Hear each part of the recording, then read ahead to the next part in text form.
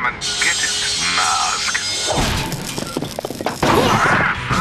The Mask animated series. If you are a true cartoon fan, I don't think you can forget about The Mask, the animated series, the outrageous cartoon that took the zany energy of the movie and cranked it up for television. Centered on the ordinary yet unlucky Stanley Ipkiss and his wild green-faced alter ego, The Mask, the show blends slapstick comedy, over-the-top action, and non-stop cartoon chaos in a way that's totally unique. It was a late 90s fan favourite, and it left its own indelible mark on animated comedy with its outrageous gags and memorable characters. If you're someone who grew up watching this show, or is just getting into it now, be prepared for some wacky laughs and wacky adventures in every episode. Also, if you appreciate our efforts in bringing you this content, please hit the like button and subscribe to our channel for more.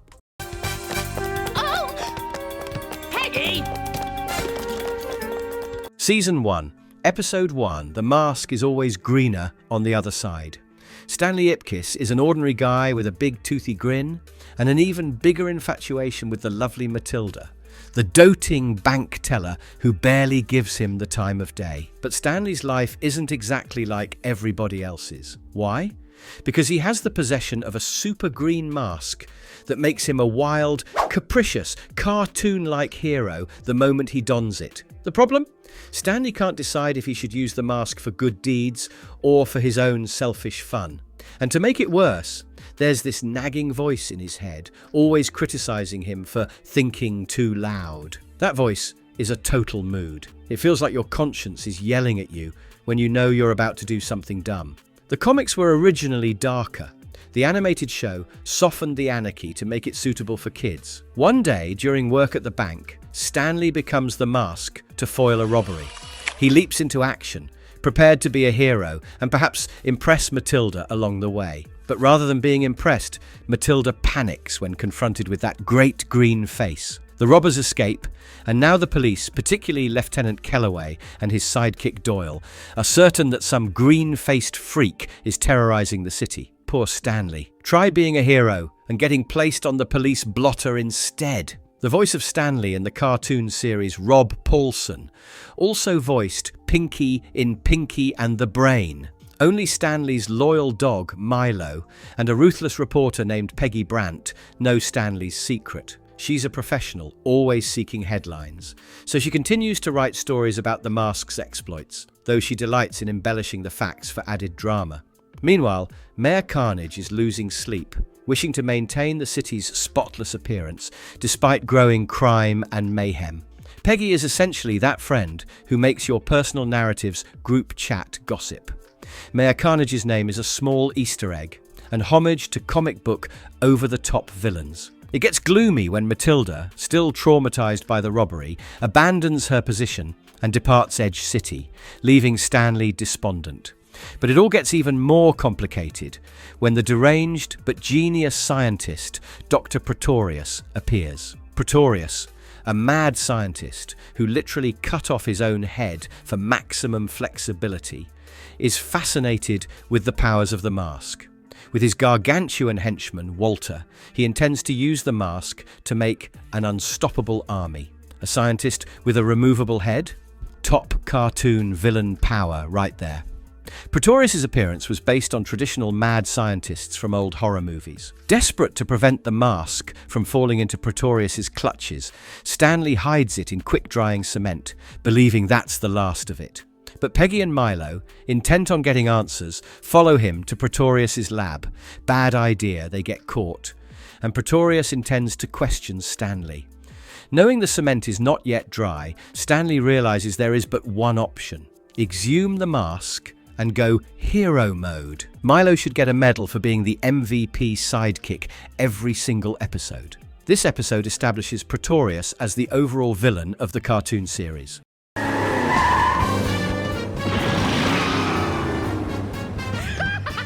Episode 2, The Mask is Always Greener on the Other Side. The episode begins with Stanley attempting to hold out on his vow. No mask. Having saved the children's hospital, he feels he can put the green face away for good. But you know the way it is.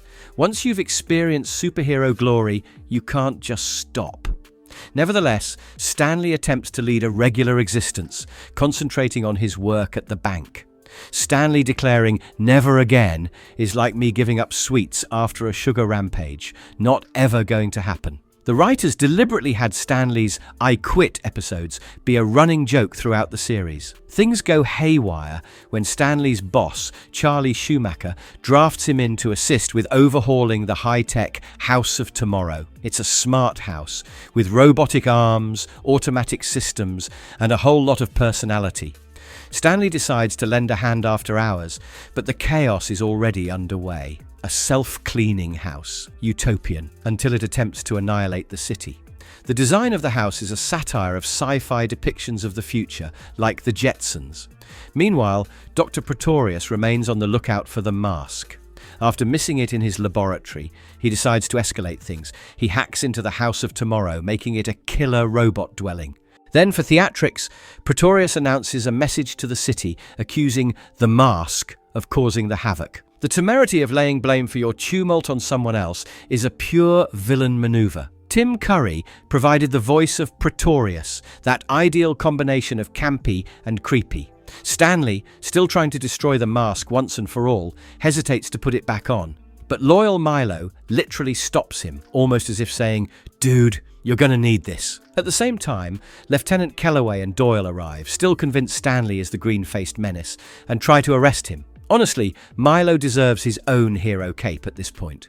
Also, Milo's animated character is based on the real-life dog from the original 1994 movie. With destruction raging across Edge City, Stanley finally succumbs and dons the mask once more. The outcome? An epic battle where the mask fights Walter and battles the villainous house, all while rescuing the children's hospital once again. In the midst of battle, the mask even outs Ptorius as the true bad guy on live television. A walking, fighting house? That's some Saturday morning cartoon lunacy at its finest. The moving pieces in the battle scene in this episode offered a challenge to the animators. Once the dust settles, Stanley professes to be done with the mask, leaving heroics to the cops.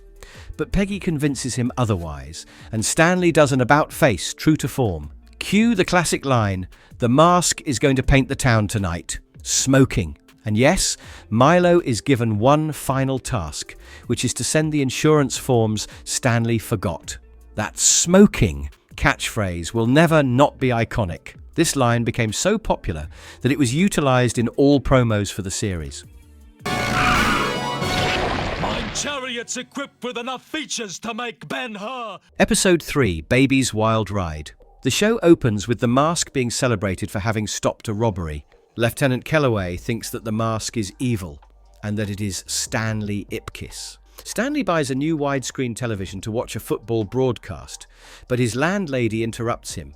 He is forced to babysit Baby, with strict rules for no candy and no cartoons, forcing them to watch The Barnaby Show. Imagine yourself preparing for primetime football atmospheres, only to become a sitter. Murphy's Law at its best. This babysitter role reversal is a traditional cartoon scenario. Surprise mayhem always equals the greatest guffaws. Of course, nothing goes right. Baby grabs a bottle and sneaks the mask, becoming a big green head and demolishing all of Stanley's ice cream in record time. Kellaway hears about a green guy gobbling ice cream and thinks, "Yep, that's the mask, and it's Stanley. I'd be terrified if my ice cream vanished in seconds. Darn that mask-infused baby." Ice cream disasters are a ubiquitous presence in animation. There's something about them that appeals to the child within us. The mayhem reaches new heights when Baby Mask is mistaken for a hard-edged goon and hired out by Lonnie the Shark's gang. Kellaway and Doyle apprehend Baby, wire him up, and hope he'll direct them straight into the gang's hands. But Lonnie's gang catches on that Baby's wired, calling him a cop. And that's when things really start going wrong. Adorable Baby with a wire is meme magic in the making. Total chaos territory. Even cartoons enjoy appropriating fandom tropes. Baby cop with a wire. Immediate slapstick gold. Stanley and Milo jump into action to rescue Baby. And yes, Milo drives a car through traffic. Classic. Meanwhile, Baby Mask reckons with Lonnie, who's in a Barnaby disguise laying the smackdown. Kellaway shows up, sees the Mask beating up Barnaby, and just for a moment thinks maybe the Mask is on the good side. A dog chauffeur and a masked baby pummeling a gangster. I'm sold. Dogs doing human things are comedic gold. Reminds me of classic courtroom cartoon Pups. When the mask vanishes, Stanley appears live on TV, and Kellaway jumps back to suspecting him, but Stanley hilariously claims he's the Barnaby understudy. Cue his forced live-on-air role as Barnaby to wrap things up. Talk about improvising under pressure. I'd freeze on live TV, no joke. Unplanned TV hosting by mistake? That's a common running joke in programs where characters find themselves drawn into insanity. I can move!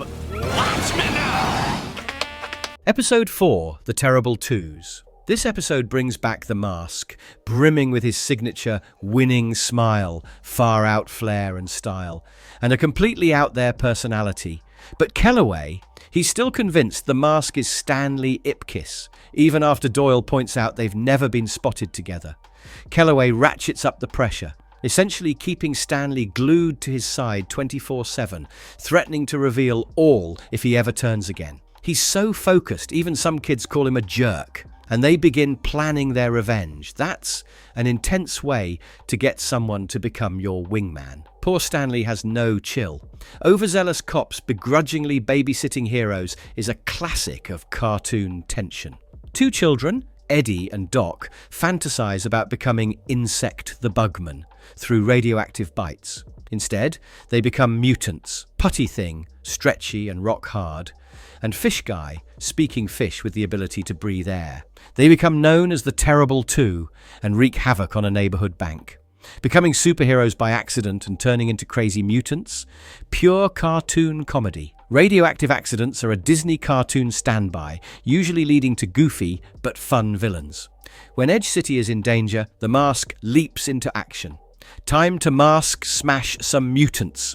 He battles the Terrible Two, referring to them as hot mutant miscreants, employing putty tools with wit and making light of Fish Guy's infamous odor. Only the Mask would make mutant odor turn into witty banter and employ things from home to defend himself.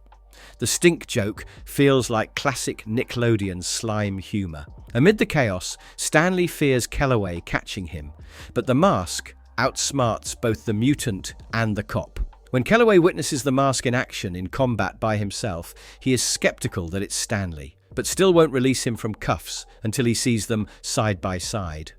Oh, the old two people who never show up at the same time. Reasoning detective comedy gold. Most cartoons toy with identity confusion. This is among the neater implementations within superhero cartooning. The Mask overwhelms Putty Thing by dousing him in canola oil, causing the putty to lose its elasticity. Cartoon science, basically. Fish Guy is also apprehended. Officer spars with Stanley and decides maybe he's not so terrible after all, but Kellaway, hopeless, tells the Mask, take down once more. Fighting a mutant with cooking ingredients. Brilliant use of everyday items. The cliché of placing a villain on ice with common household items is a cool one, bringing relatability to even ridiculous universes.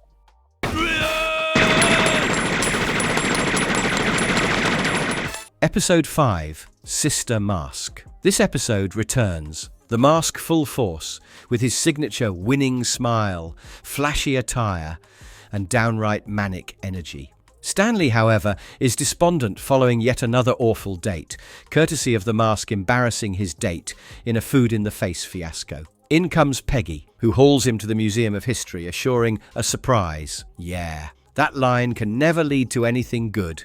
Peggy should ease up on pulling Stanley into chaos. She's trouble incarnate with a reporter's ID. Museums within the Mask universe are portals to trouble every time Stanley enters one. Chaos ensues. At the museum, they discover his mask being displayed with a myth surrounding a magical sister mask. According to it, wearing one mask will drive you completely evil, brain-eating madness, but two allows you to be in perfect control of the dark energy within. Stanley, desperate to end the mask's erratic chaos, jumps at the opportunity. Typical Stanley move, pursuing control in the worst possible way. The dual mask is a reference to comic book storylines in which heroes unlock hidden potential using a second artifact.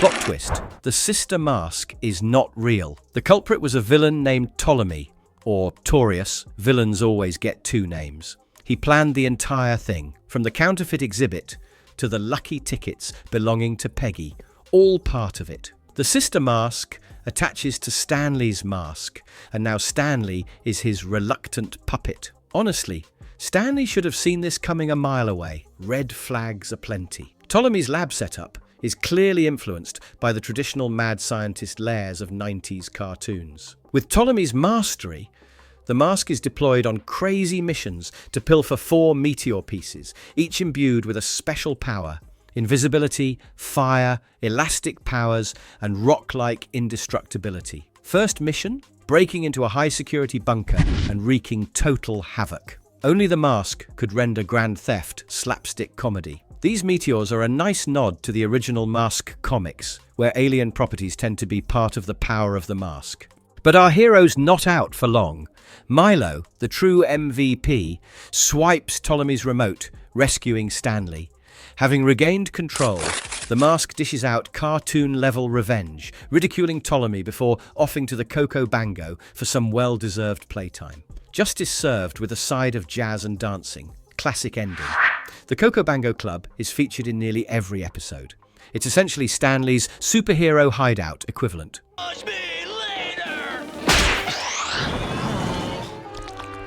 Episode 6, Shadow of a Skillet. Edge City is in an uproar. Shadows disappearing. Folks wake up one morning and no shadows. Peggy quickly blames shadow snatchers from Saturn, but Stanley just laughs at her.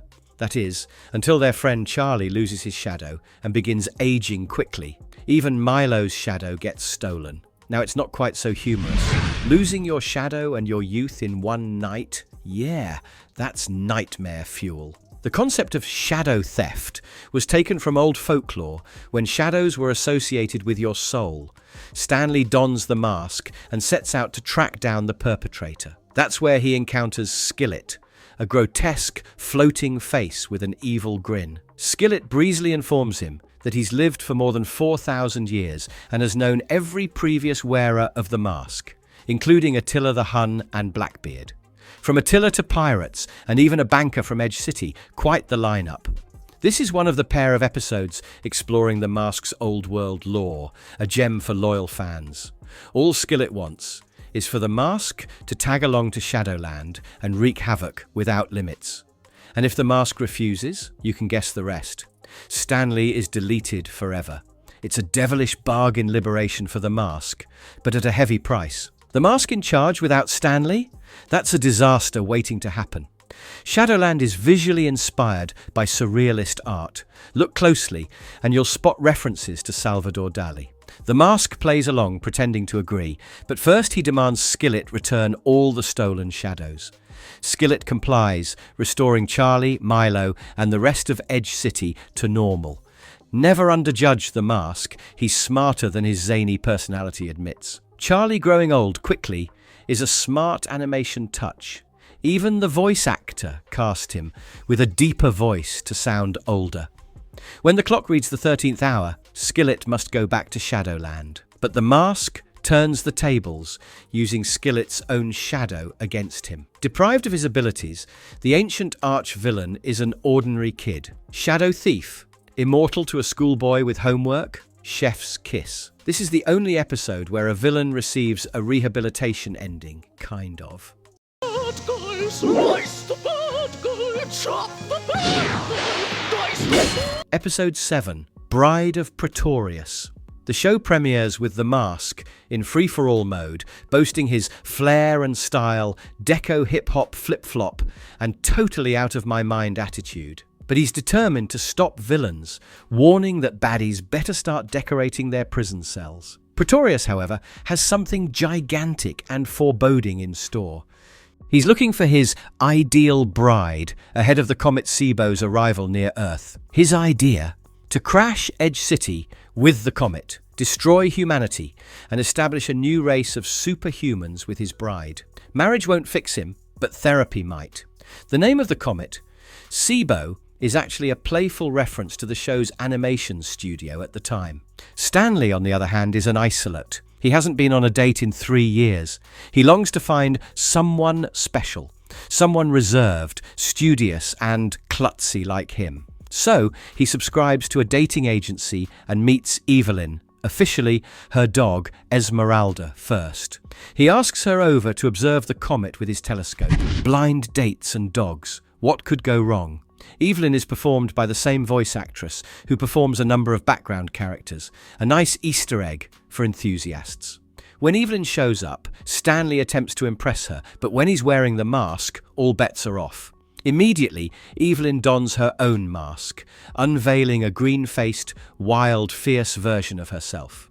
Mask Evelyn professes her love for Mask Stanley, with a line, "Only this show could make work. When I look at you, I see vital organs and my head aches in a good way." Stanley naturally is conflicted. Love at first sight or first mask? Either way, it's great fun. This is one of the few episodes featuring a second mask wearer in the spotlight. Things turn nasty when Ptorius kidnaps Mask Evelyn, holding her captive in a titanium cyber cylinder to cancel her powers. He believes she's the ideal bride and intends to literally adjust her for compatibility. Meanwhile, his laser steers the comet directly into Edge City. Kidnapping someone for global domination? Straight up villain bingo. Ptorius's robot designs here are homages to classic sci-fi villains of the 50s. Stanley pleads with Evelyn for assistance, forgetting she's powerless without the mask. In a desperate move, he wears the mask again, fights Ptorius in his new robot form, and triumphs, aided by Mask Evelyn, who at last confesses she loves him. They end the episode gazing at the stars, squabbling over their dogs and snacks, both of them aware they're made for each other. Nothing says romance like saving the world from a comet. The comet's animation was one of the most expensive sequences in the first season.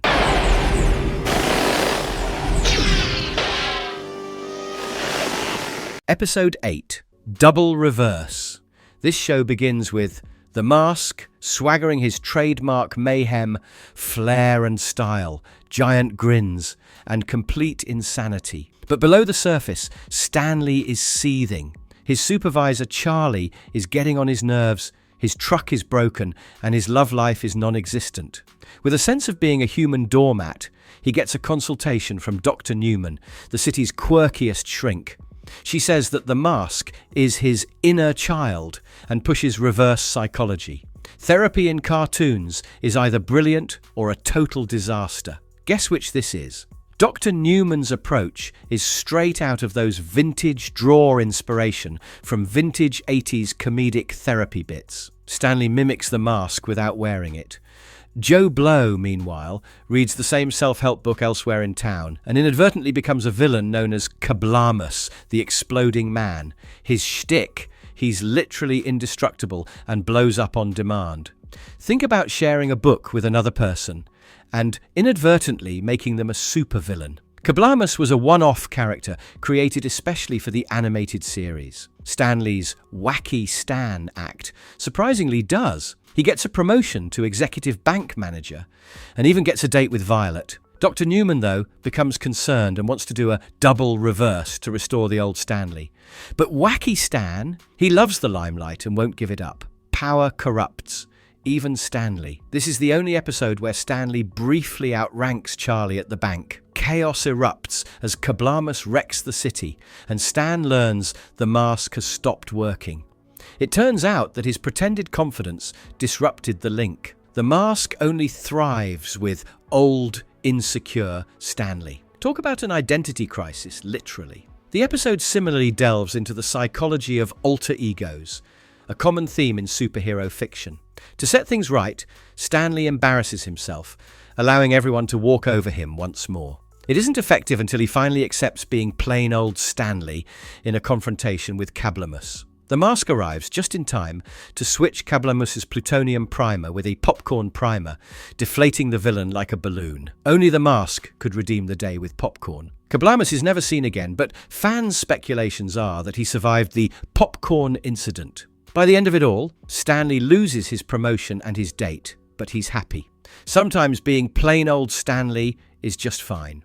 Growth moment. Stanley's finally learning to accept himself. This episode is frequently hailed as one of the greatest feel-good episodes in the series. Your flyer's open! Huh? Episode 9, Shrink Wrap. This episode begins with Stanley utterly exhausted from being the mask. His fingers are singed, his back aches, and sleep. Not a chance. Each evening, the mask is clubbing, playing jokes such as atomic wedgies on cops, and allowing Stanley to deal with the ramifications in the morning. Despite the mask's heroics, saving the city a few times, the mayhem is driving Stanley to seek assistance, being your own worst roommate. That's Stanley to a T. The phrase ipkissia mascosis is a witty reference to how superheroes are often deemed crazy in therapy. Stanley seeks out Dr. Newman, his therapist, to discuss the mask, and perhaps turn it over. But Dr. Newman is not gullible. She labels it a fantasy, a childhood regression, combined with paranoia, and even threatens a lobotomy as a corrective treatment. Annoyed, Stanley calls on Milo to spook her, knowing she's terrified of dogs. Pro tip: if your therapist mentions a lobotomy, perhaps, it's time to find a new one. Milo's fear-induced bark is animated with over-the-top effects, which makes it one of the show's funniest running gags. Meanwhile, Ptorius is at his typical level of bonkers. From jail, he says he's found Vulcan, the homeworld of an ancient lineage of ancestors who bestowed humans with technology centuries ago. His scheme? Use a nuclear warhead to blow up Edge City and light up the sky for the ultimate alien snapshot. This guy is a villain and a conspiracy theory believer, not a good combination. Ptorius's alien ancestors plotline is loosely inspired by real-world alien conspiracy theories from the 90s. Dr. Newman, now wearing the mask, falls under its wild influence. Suddenly she thinks Ptorius is a genius and demands his release, declaring them two peas in a pod. Things get even weirder when Mask Newman tries to lobotomize Stanley, thinking it'll fix his so-called condition. Nothing says bad therapy like an evil makeover. The only instance in the series where someone other than Stanley attempts to conduct surgery under a mask. Stanley and Milo ultimately save the day, however. Ptorius' missile is rerouted directly to Hawaii, and Stanley prevents the mask from falling into Newman's clutches permanently. Someone just got an impromptu firework display somewhere in Hawaii. This is the only episode, besides the series finale, where the mask doesn't literally overcome Ptorius. The mayhem just kind of falls apart on itself. Episode 10, Mayor Mask. Edge City is a disaster. Taxes are astronomical, trash is accumulating, and new parking meters are making life hell. Stanley is robbed, ticketed for an expired meter, and then hit with a $200 renewal of Milo's dog license. Fed up, Stanley figures it's time for a change, and change comes in the form of running for mayor as the Mask. Honestly, I'd vote for the Mask, just for entertainment value. The $200 dog license gag is a sly jab at real-life pet fees in the 90s. The Mask inaugurates his campaign with outlandish promises. No new taxes, a chicken in every garage, and impassioned diatribes on toxic waste. His hyperbolic parking meter tirade makes him an overnight folk hero, even eliciting comparisons with the Gettysburg Address. Who knows what would happen if political debates became limbo contests? This city almost had that future. The speech animation was such a hit that it was recycled in promotional commercials for the show. But there's more. Ptorius is the mastermind of the mayhem, impersonating Mayor Tilton's campaign manager. Kidnapping and impersonating aside, his plan is simple: win, pollute Edge City, and create his mutant slave race. Of course not. Ptorius can't simply go on vacation like an ordinary villain. Ptorius reuses his political clout as part of his plan. Stanley, attempting to keep the mask on the down low, stashes it and gets Milo to vow not to return it. But when Mayor Tilton ambushes Stanley and his approval ratings tank, Stanley comes to the realization that Ptorius getting in would be a whole lot worse. Time to don the suit once more. On election day, the mask is elected by 1 vote. But Ptorius attempts to destroy the city by dumping toxic waste manually. The true Mayor Tilton, who didn't vote, is discovered safe, which creates a tie. Stanley makes the tie-breaking vote, exchanging it for cleaner streets, reduced dog licenses, and of course Limbo Party. Boys, if there's one thing I learned in driving school, it's... Episode 11, Martian Mask. Edge City is in turmoil thanks to the mask. In pranks and pandemonium, ECPD cops are at their wits' end. It gets weirder with feds showing up. Agent X believes that the mask is an extraterrestrial. Agent X finds a UFO with a green-skinned alien, assuming it is the mask. Intercepted communications say that this alien plans to annihilate Earth creatures and conquer the world. It's straight out of a 90s sci-fi mashup. I'd be rich by now if I had $1 for every time someone assumed the mask was an extraterrestrial. The entire alien confusion was drawn from Men in Black references of the mid-90s. Back on Earth, though, our own side bad guys. Putty Thing, the stretchy mutant, and Fish Guy, literally just a giant fish, escape from prison. Their master plan: petty crimes and daydreams of relaxing on a sunny beach. Small-time thugs with big-time dreams, essentially. The mask eventually gives them their typical cartoon-style beatdown and wraps them up. Agent X is still bent on believing the mask is the alien threat. The feds take him in, stick him in an underground lab, and begin firing all manner of sci-fi treatments at him. Lasers, probes, you name it. Honestly, the mask should have billed them rent for residing in his head during the tests. The scenes in the high-tech lab are a spoof of Independence Day-style interrogation montage. When the actual alien agent does finally make an appearance, he turns out to be a good guy, a galactic lawman who simply wants to apprehend Putty Thing and Fish Guy. When the dust has settled, he informs the mask and the authorities that Earth is secure for the time being. And the conclusion? Flat-out mask mayhem. He whisks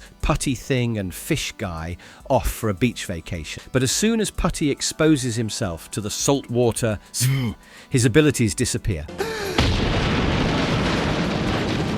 Episode 12, How Much Is That Dong in the Tin Can? This episode begins with Stanley Ipkiss whipping up schemes to take Cheap Chucky's first annual chili cook-off. The reward?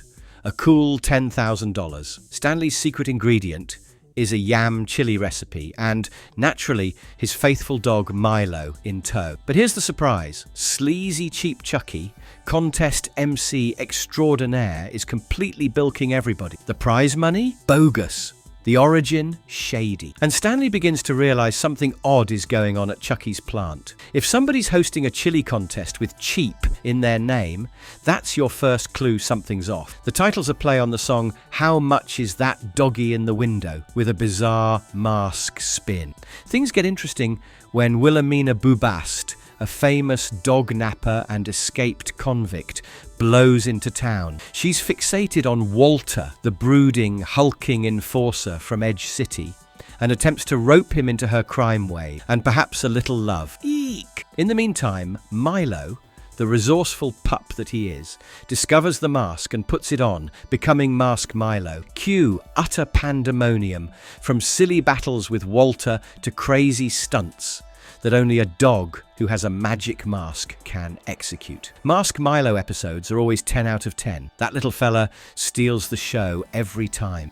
The animation crew added additional cartoon exaggeration to Milo's mask scenes because viewers enjoyed his previous transformation. Later, Stanley discovers that Chucky is not using dogs for chili meat, thankfully, but is operating an inhumane scheme employing dogs as taste testers for his vile new line of dog food. The mask intervenes, puts an end to the inhumanity, and heats up the confrontation with his new tool, thermonuclear chili. And in typical mask style, plans for Wilhelmina's bank heist go up in smoke. She gets busted officially as the 100th most wanted in Edge City thanks to the mask. The mask should really be on the ECPD payroll by now. This is the only episode in which the reward money is spent on something nice. Stanley donates it to the Museum of Natural History. The episode concludes with Milo and Stanley walking away. Chili contest forgot, but with the city a bit safer and a whole lot spicier. Lesson learned.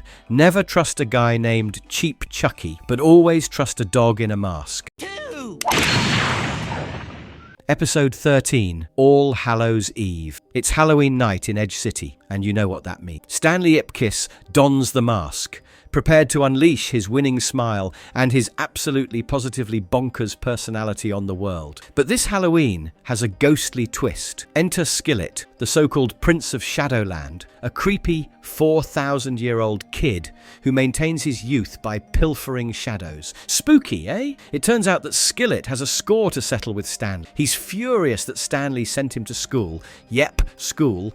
And now he's looking for payback. Worse still, Skillet wants to claim the mask for himself when the door to Shadowland opens, granting him limitless power, a 4,000-year-old grudge based on doing his homework. I vibe with that spiritually. The term shadow stealing stems from old European legends of witches and phantoms. As Stanley tries to enjoy himself carving a jack-o'-lantern at the Edge City Savings Halloween party, Skillet and his creepy Shadowland party show up.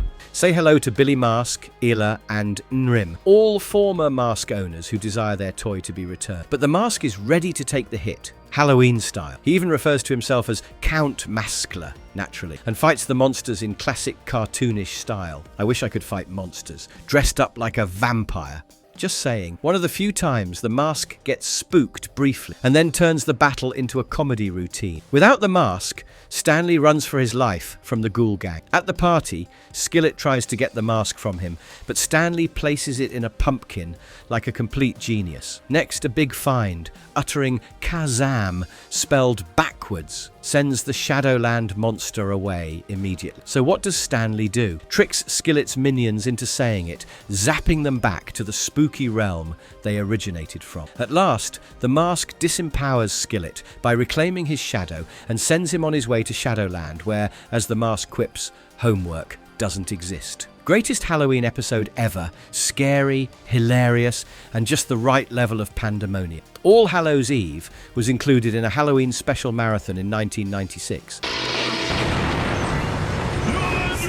Episode 14, Santa Mask. Christmas in Edge City is going to be magical, but with Santa look-alike crooks running around everywhere, it's utter pandemonium. Wretched Stanley is dressed up as a bank Santa when the mayor proclaims the city a Santa-free zone. And wait for it, all Santas, including Stanley, are arrested. Merry Christmas indeed. In jail, Stanley meets the real Santa Claus, who explains he needs someone pure of heart and heroic to help deliver presents. At first, Stanley's skeptical because, well, it's Edge City, but then he agrees to help.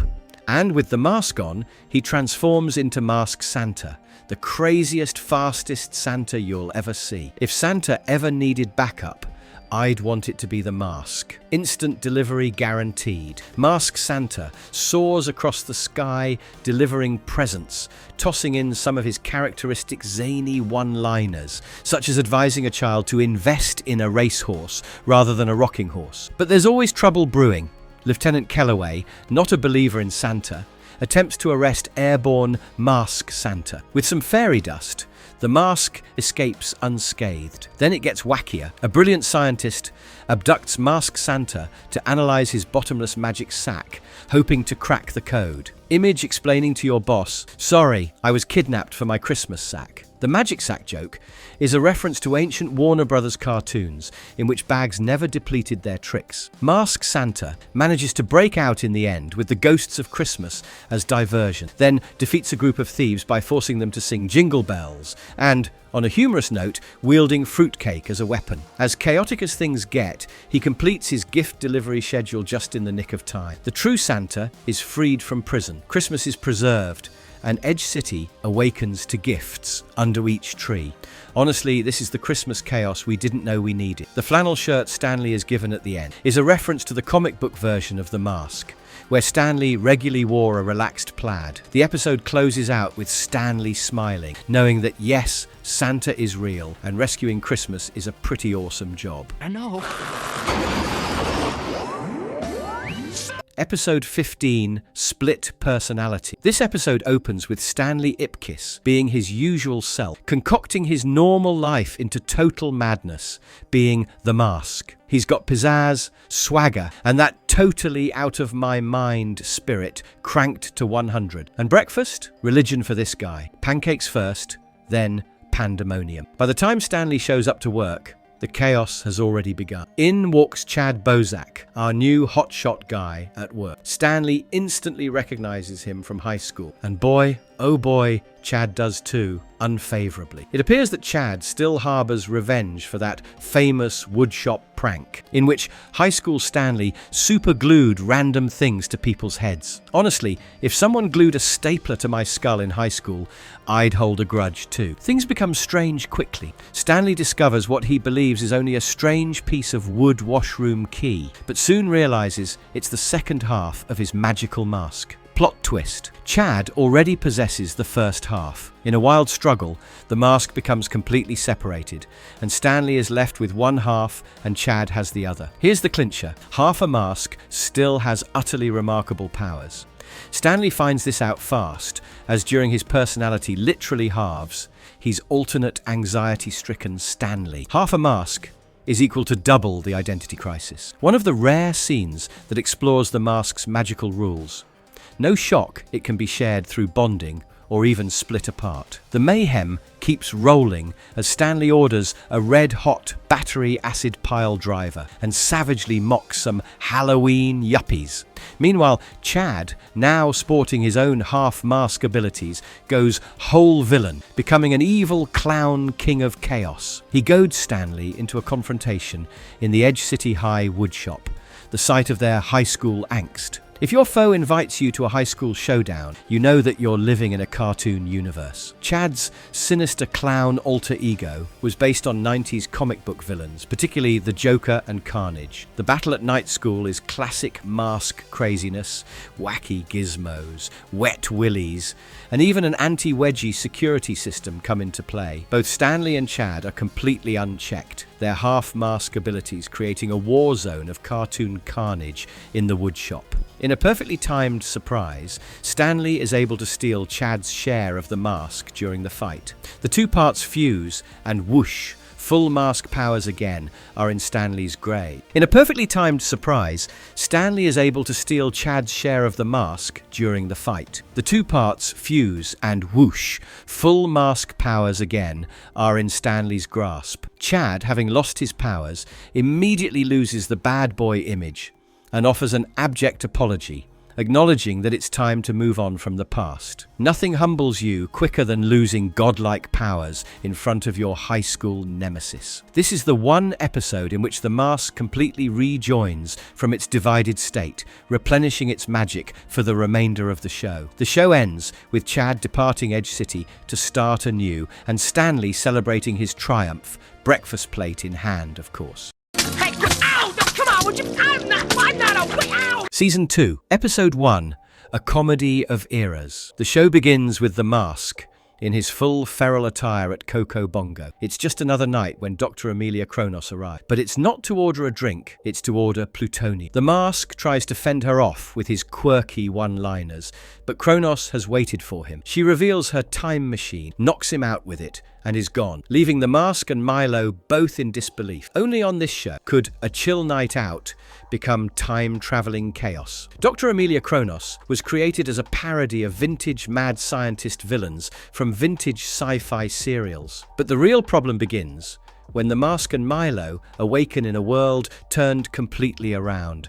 The city they recognize vanished. In its stead is a nightmare world in which Kronos is now Empress Kronos, with an iron grip on the helm. The authorities take the Mask into custody and sentence him to life without parole. Worse, his favorite haunt, the Coco Bongo, doesn't even exist anymore. That's when the mask knows. Payback time. No Coco Bongo?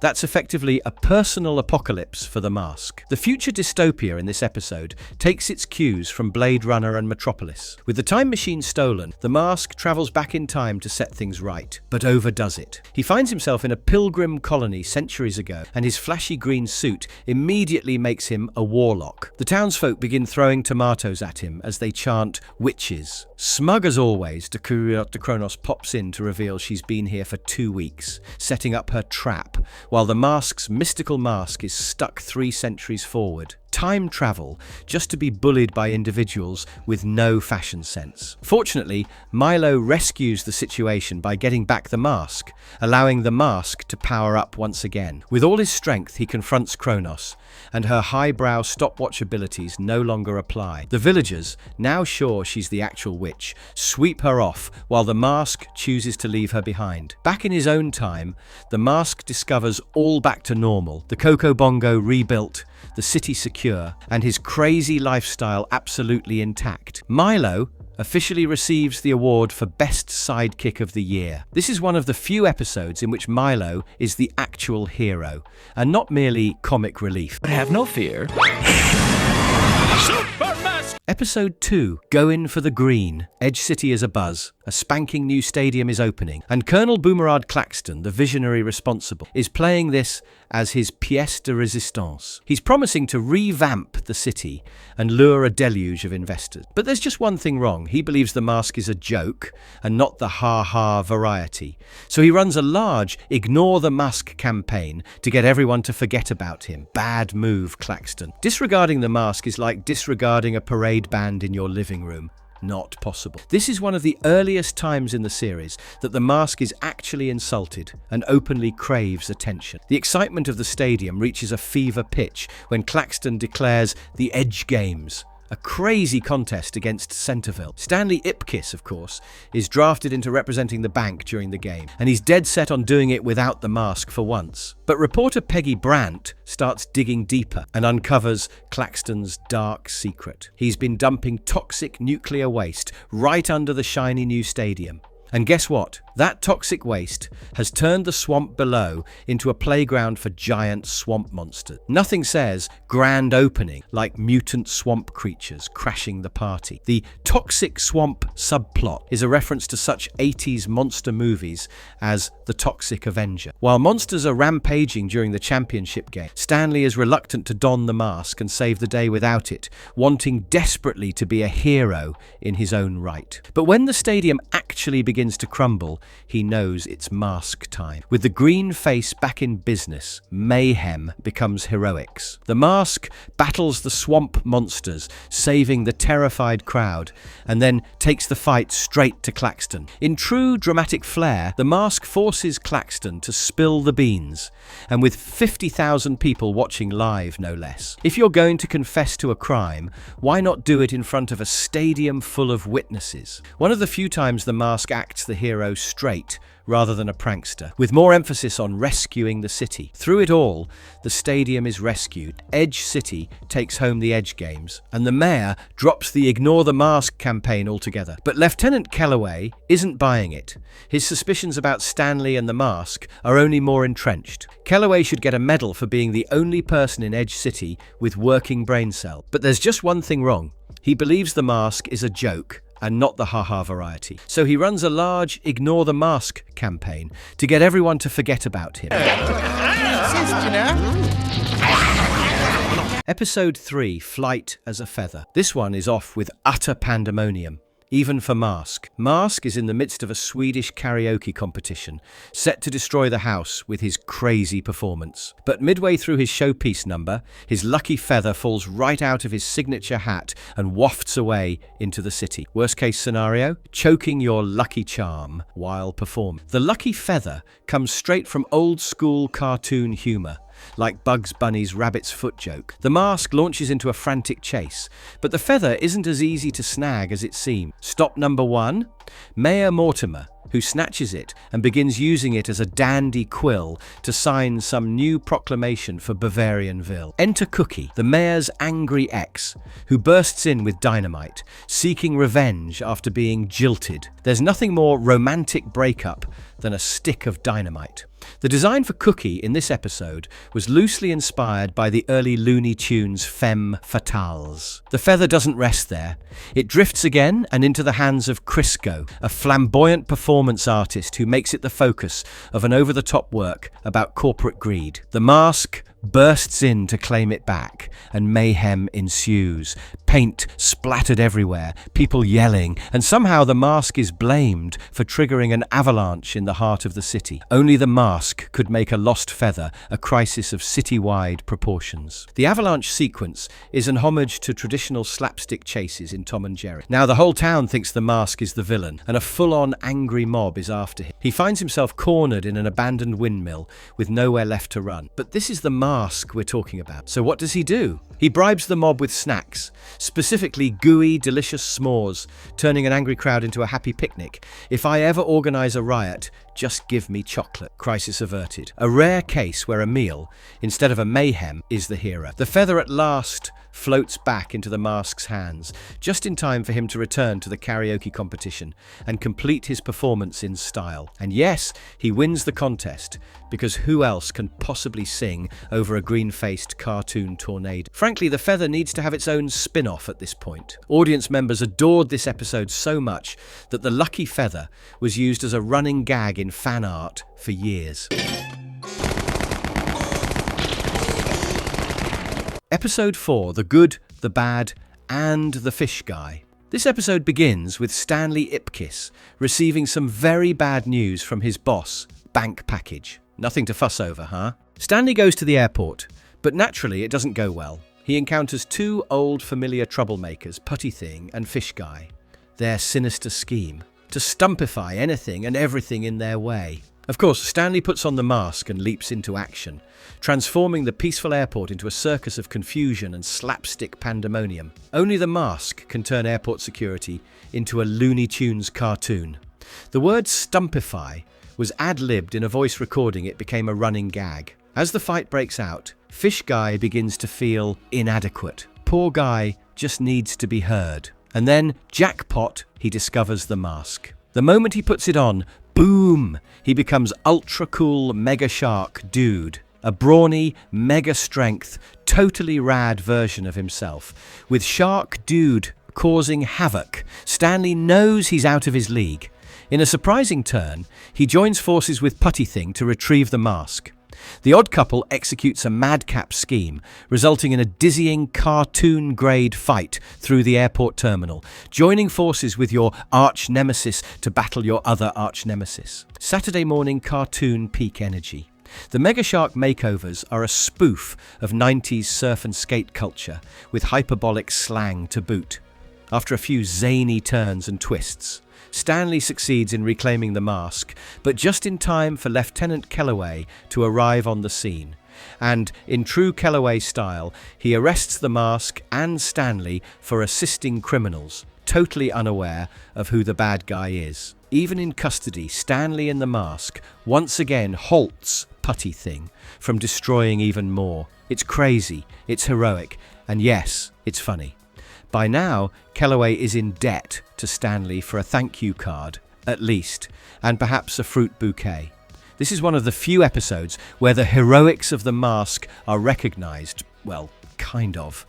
In the end, Kellaway is forced to admit grudgingly that Stanley did save the day. Charlie, seeing Stanley saved the bank's package and the city, gets him back on the job. Putty Thing and Fish Guy, however, resuming their usual goofy behaviour, just get their package one, ironically, that has nothing significant inside. Keep away from me, you devil dog! Episode 5, Mauled. This segment begins with anarchy, as per usual. The mask is roaming the streets of Edge City, liberating soft buns from a bakery, making the streets a carbohydrate war zone. The turmoil carries over into Stanley's home, where his nosy neighbour, Mrs. Feedman, accuses him of keeping illegal immigrants after hearing French voices and seeing French pastries in his apartment. While that is going on, the city is buzzing over the launch of the new mega mall. Lady Feedman is the epitome of that one neighbour who can't mind their business. Mrs. Feedman was only supposed to be in one episode, but proved so popular with audiences that she became a regular. Meanwhile, at the bank, Stanley's boss, Charlie, assigns him to the mall to repair a faulty vault. Stanley grudgingly complies, hoping for a peaceful day. But naturally, the peace doesn't last, because Lonnie the shark and his crew decide to hold it up. Lonnie kidnaps Stanley and a cohort of consumers, holding them for ransom. A helicopter for their grand escape. Stanley's world goes mad when he becomes the mask, attempting to stall out the thieves with absurd proposals such as a Christmas club and a free toaster. Only the mask would be able to conduct a hostage situation with bank benefits. The free toaster prank is a reference to a joke in the pilot episode. At the same time, Lieutenant Kellaway watches the events on television and leaps to the wrong conclusion once more. He suspects that Stanley is secretly working with the robbers.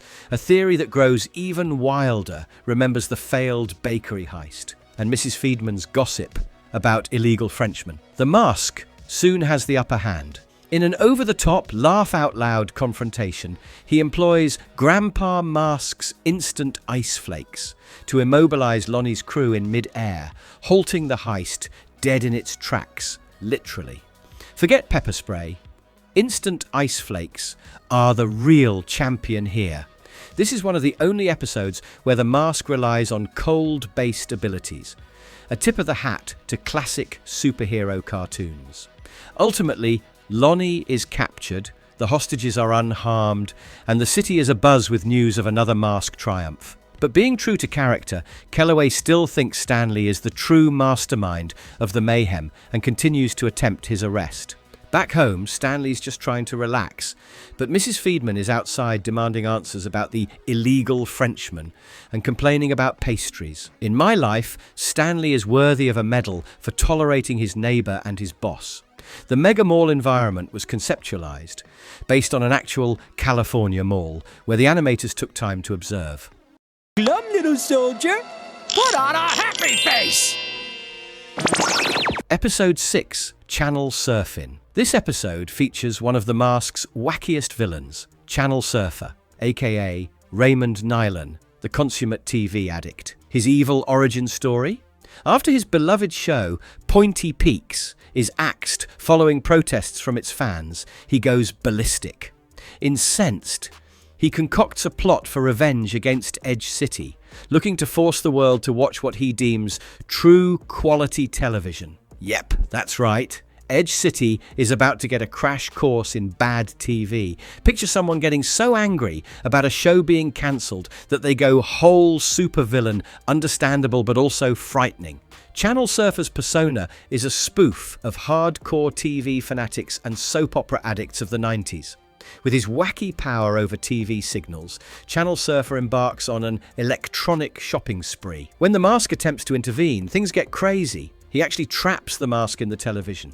Suddenly, our beloved green-masked mischief maker is jumping through absurd shows, from Disco Zombie Fever to Rainbow Lollipop Land, and even a cooking show. The worst part? He can't take off the mask when trapped in TV land. Let's be real. The mask grooving with zombies could be TV at its finest. The mock shows parodied mainstream TV formats of the 90s, such as game shows and children's cartoons. As Stanley scrambles inside the screen, his faithful dog Milo aligns with news reporter Peggy. By projecting Stanley onto live TV, they release him partially, and Milo grabs the mask again, rescuing the day. Now completely charged again, the mask bursts into Channel Surfer's lair, where the villain has installed a mind-controlled TV system operating at a crazy 200,000 watts. Milo should get a medal.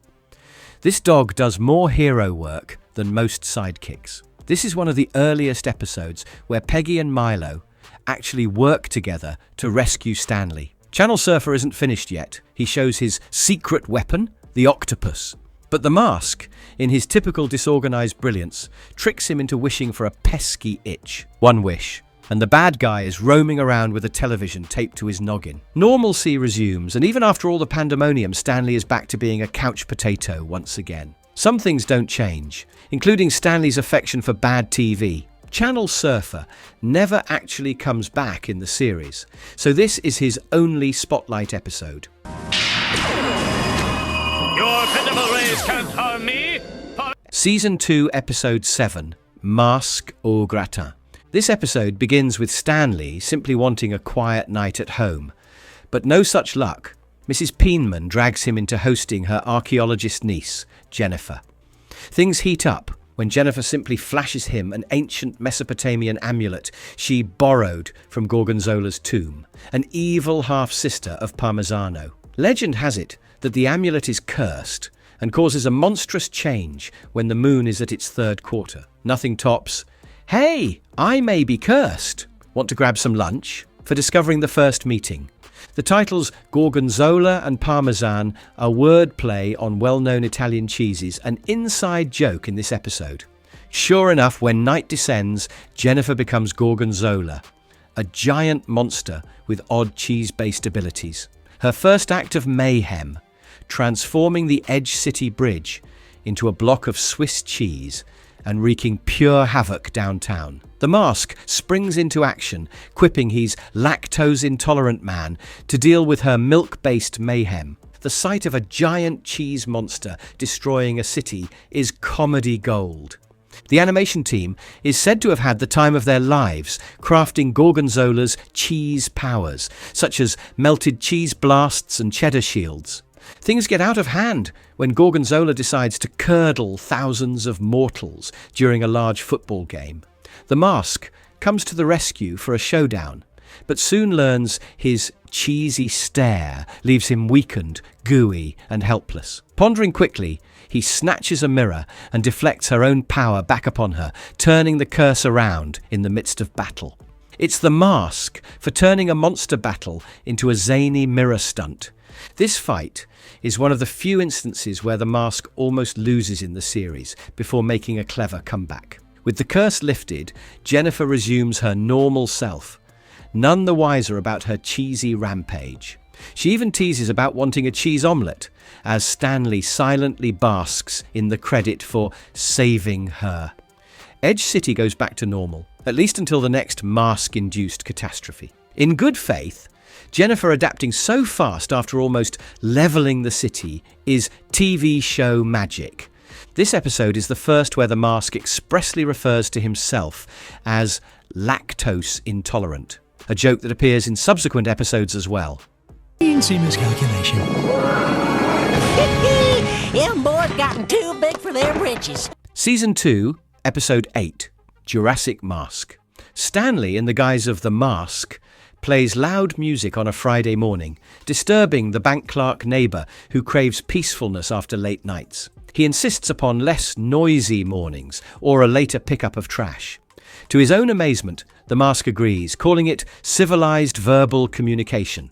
But once Stanley removes the mask, humiliation and threats of revenge erupt, with him saying the garbage man has to get his can kicked. Only Stanley would turn a courteous neighbourhood request into an all-out grudge match. This initial gag is a reference to traditional cartoon comedy, in which minor arguments devolve into total pandemonium. Stanley and Milo attend a museum gala to watch Dr. Proctor, a world-renowned nuclear laser expert, being honoured.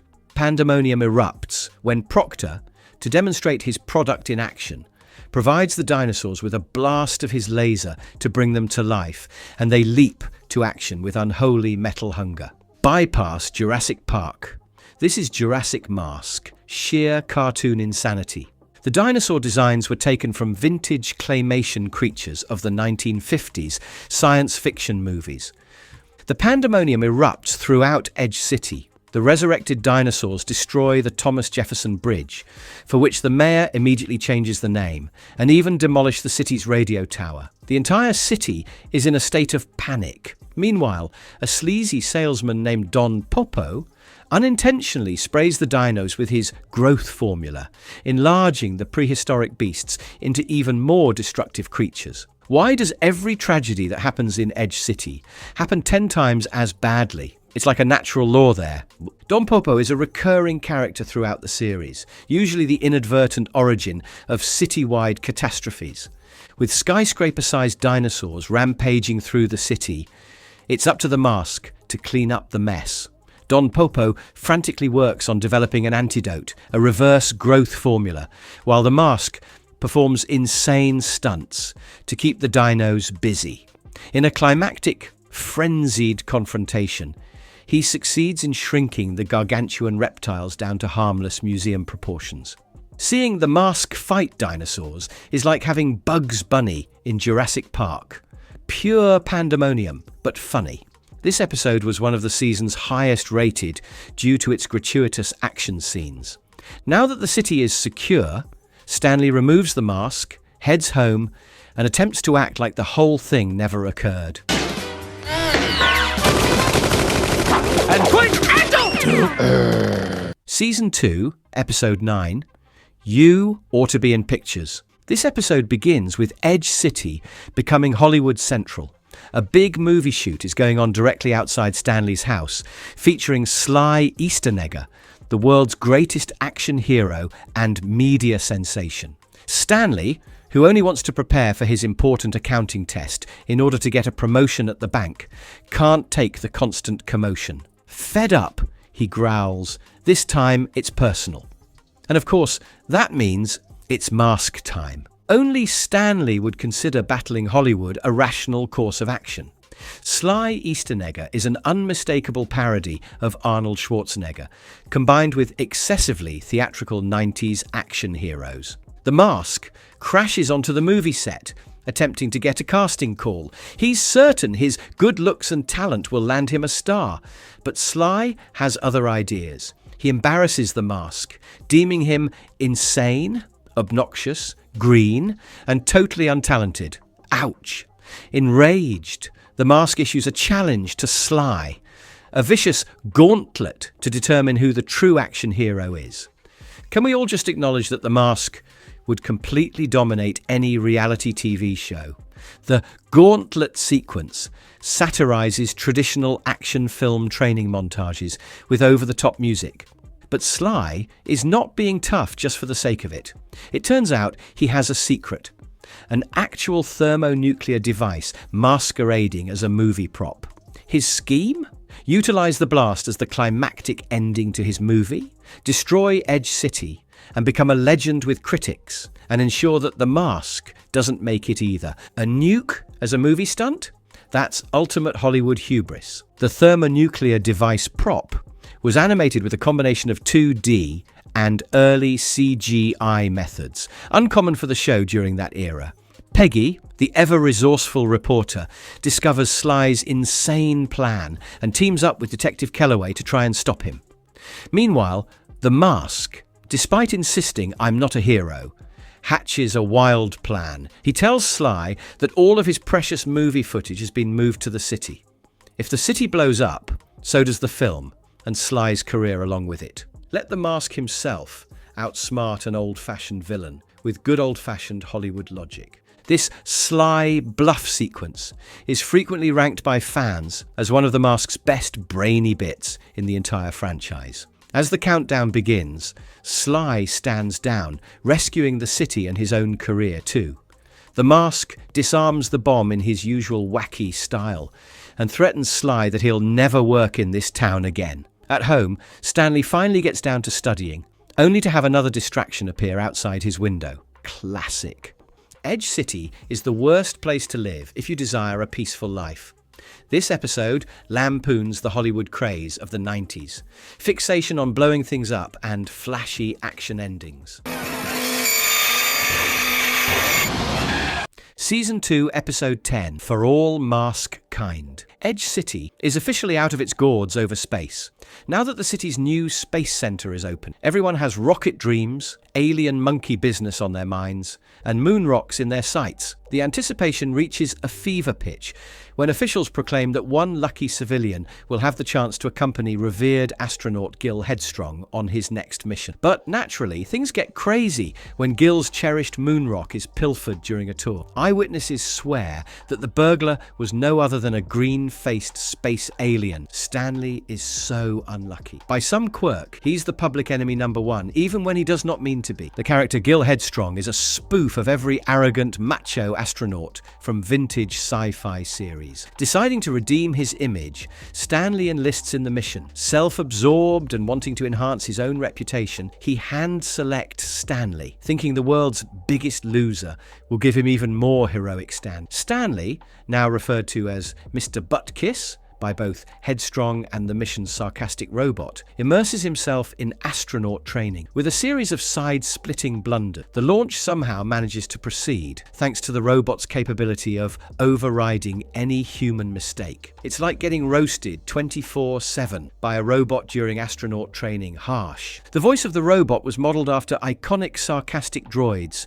such as HAL 9000 and C-3PO, stranded in space.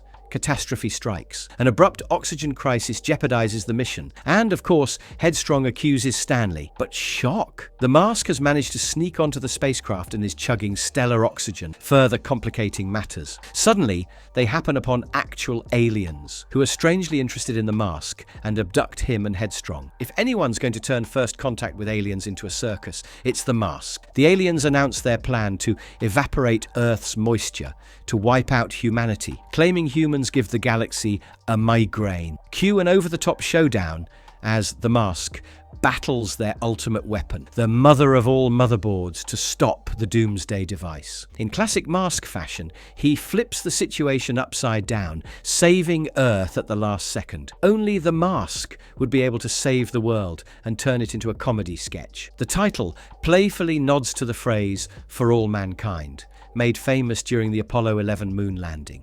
At home, Stanley is hailed as a hero, despite the mask doing most of the work. Headstrong, naturally, attempts to share the credit as the aliens take off, thinking they've already wiped out the humans. And Earthlings are too stupid to realize. Honestly, the aliens weren't far off labeling humans as a little stupid. This is one of the few episodes where Stanley receives real citywide accolades, although it is accidental.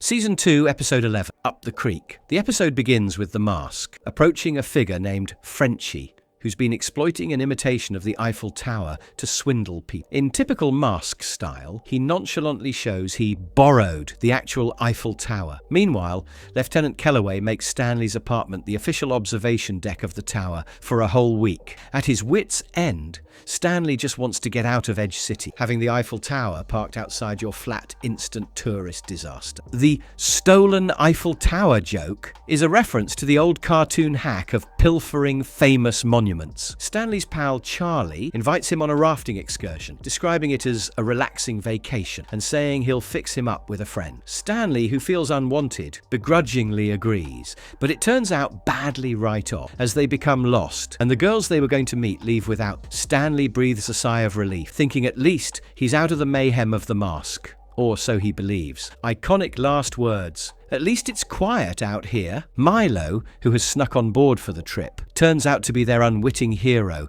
sending off a strange shark thingy. Calm doesn't last. The mask materializes in the woods and concludes the region needs a hula lounge, tiki torches and a dance floor included. They come across some hillbillies. Shortly after that, rope Stanley into a shooting competition, which lands in embarrassment when he loses his shorts. Only Stanley could turn a camping trip into a cartoonish nightmare. The shooting contest gag is a direct homage to Looney Tunes style slapstick humor. Things get worse when when the hillbillies expose a 70-year-old family grudge. Their remedy? Stanley and Charlie get paired with Bessie and Beulah, whose old unflattering photos don't help. And Milo's barking, mistaken for Italian, makes it worse. Milo could headline a spin-off just for moments like this. Episode also holds the record for the most costume changes of The Mask in one arc. In a wild climax, The Mask crashes the wedding, rescues Stanley, and puts an end to the feud in his own disheveled fashion, naturally. Charlie returns to Edge City, where he charges Stanley for all lost camping equipment before attending an invitation-only banker party, as The Mask prepares to crash another party. Poor Stanley, he can't get a break, not even in the middle of nowhere. This is one of the only episodes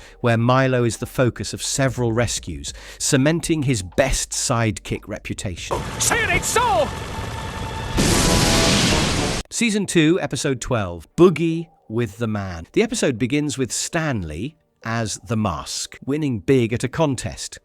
And he's enjoying every moment of the publicity. But his celebration is derailed when he encounters Bub, a smooth-talking deal maker who vows to make Stanley a superstar. Bub shows off a portfolio of his client, a hockey icon, a sitcom star, and even the wealthiest man in the world, all attributing their good fortune to signing his enigmatic agreement. Feeling like a loser for life, Stanley thinks, what's the worst that could happen? And signs on the line. Within seconds, his luck goes through the roof. Stanley's now the vice president at the office, loved by all and living the high life. Poor Stanley. When someone gives you a contract in an animated cartoon, perhaps, just perhaps, glance over the fine print.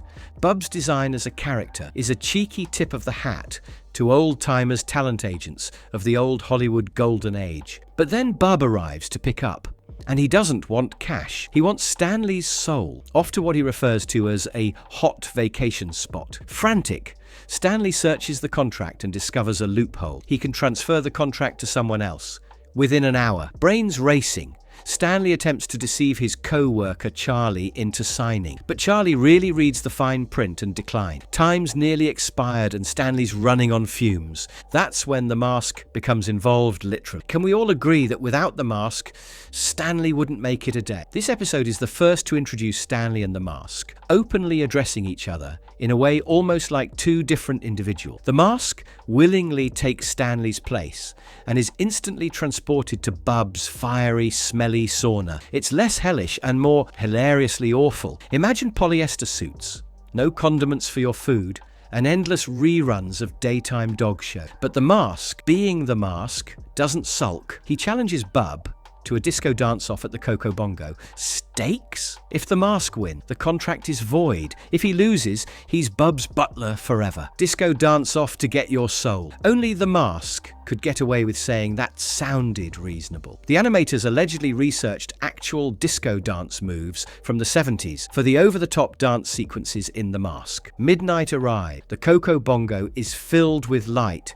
and the disco battle is on. Bub's got the moves. His star client is the galaxy's top dancer, but The Mask brings it to a whole new level, spinning, sliding, and moonwalking circles around Bub. By the time it ends, there's no doubt. The Mask is the champion. Bub is defeated and reduced to serving the Mask instead, bringing him ice, steaks, and caviar like a personal butler. Stanley, at last free, kicks back at the Coco Bongo, partying another strange but triumphant night. This guy needs a lifetime's worth of headache pills for all that the mask puts him through. One of the only times where the mask's success is based on skill, no gimmicks, pure style. In time, forever! Season 2, Episode 13, What Goes Around Comes Around. We begin with the mask being his usual self, wreaking havoc and having a great time in Edge City. His good time is short-lived, however, when Professor Kronos, a time-obsessed villain, appears on the scene. With a snap of his wrist,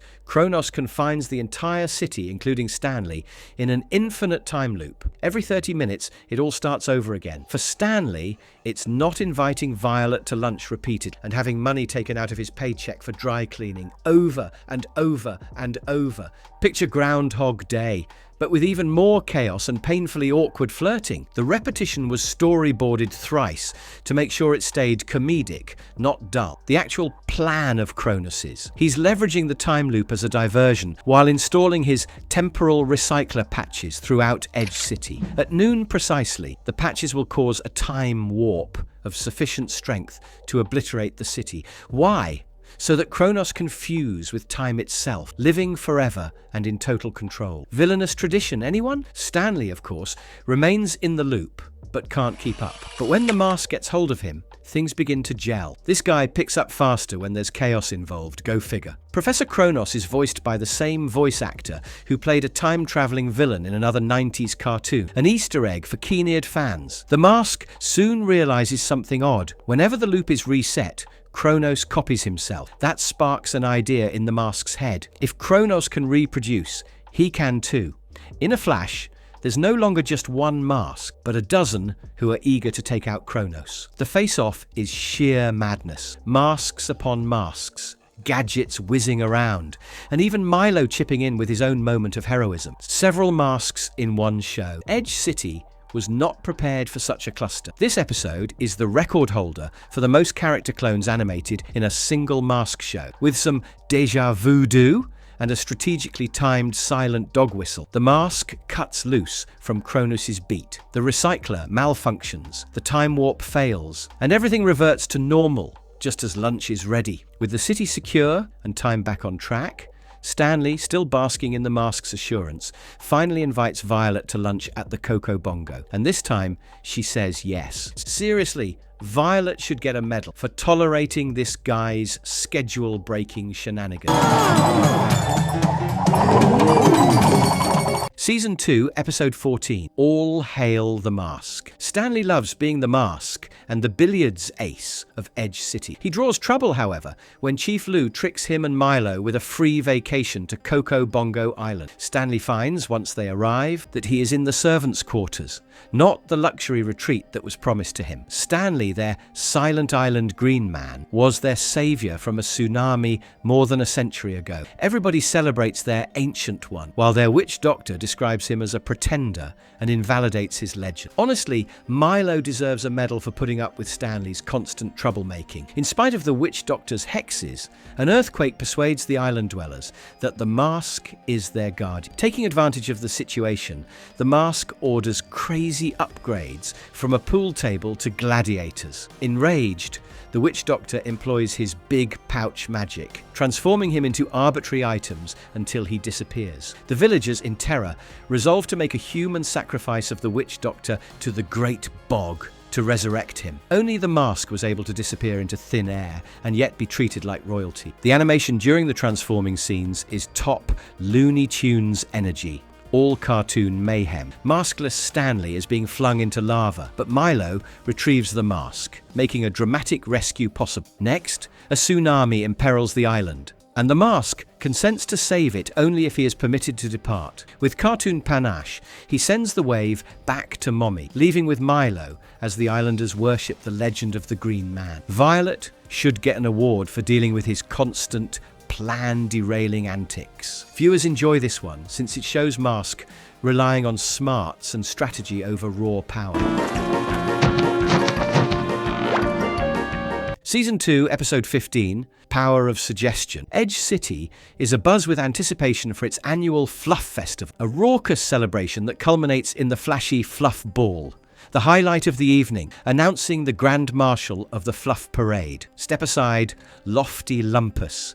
Enter Cablamus, aka the Exploding Man, determined to claim the crown. His strategy: display a string of whimsical, colourful balloons that he's sure will make people love his genius. Spoiler, things don't go exactly as planned. At the Fluff Ball, all eyes are on the famous hypnotist, Dr. Sammy Namilist Jr. His performance is a crowd pleaser. He takes a volunteer on stage, hypnoses them into mimicking a monkey, a roast pig, and wipes them clean of their memory clean with a flick of his fingers. And of course, the hapless volunteer just so happens to be Stanley. The audience guffaws, but hapless Stanley is left in a daze, confused and, still under his spell. Poor Stanley. He can't even go to a party without becoming the show. This is one of the very few shows where hypnotism, rather than chaos or gadgets, runs the whole plot. Things get out of hand when Cablamus crashes the party. Angry that he hasn't been chosen Grand Marshal, he barricades the doors, saying he'll hold everyone hostage until the mayor hands over the crown. Meanwhile, Stanley, in his trance state of hypnotic suggestion, becomes aware that he requires the mask to thwart Cablamus. In a comedic turn of events, he hypnotically orders Milo, who's lounging at home, to take the mask to the fluff ball. Fidelity personified, Milo seizes the mask and dashes across Edge City. With the mask back, Stanley transforms and takes the fight directly to Cablamus. But Cablamus is prepared, floating high above the city in a massive balloon, threatening to blow Edge City sky high if he doesn't get his way. Milo deserves a medal. Seriously, name one other dog that would fetch a reality-bending artifact on command. The floating Cablamus animation over the city might be the season's best visual gag. The mask turns it around with Dr. Namolist's Hypnosis, transforming Cablamus from a walking bomb into a barking, clucking, insurance-hawking carnival sideshow. Now that the city is secure, the mayor makes the masked Grand Marshal of the Fluff Parade, in which Stanley dramatically bows and Milo basks in his top dog time. Milo as Grand Marshal. That would have been the parade of the century.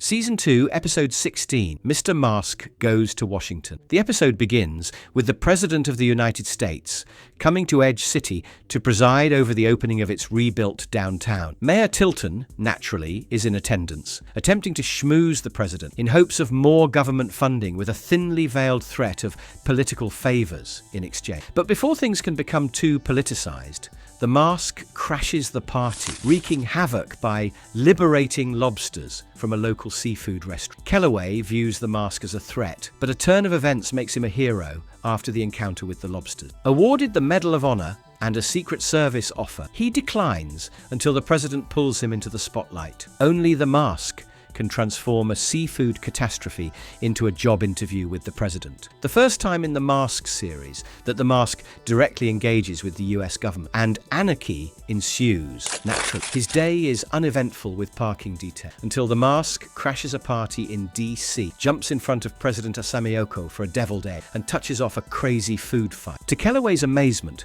the president adores the anarchy, appointing the mask his aide. When the mask dynamites the Washington Monument for obstructing the view, the president declares it visionary. Out with the old, in with the new. Picture having to tell visitors why the Washington Monument no longer exists due to a nightclub perspective. The Washington Monument joke screams 90s political satire. In spite of Kellaway's misgivings, the mask becomes a runaway hit, gaining him a promotion to Secretary of State and subsequently acting president. Anarchy ensues when a joke played on President Asamioko is misinterpreted as an act of war, and the mask orders a full-scale invasion of the Plantain Republic. Only the mask could begin an international war over deviled eggs. The Swift Vengeance line is a spoof of traditional superhero catchphrases and political soundbites.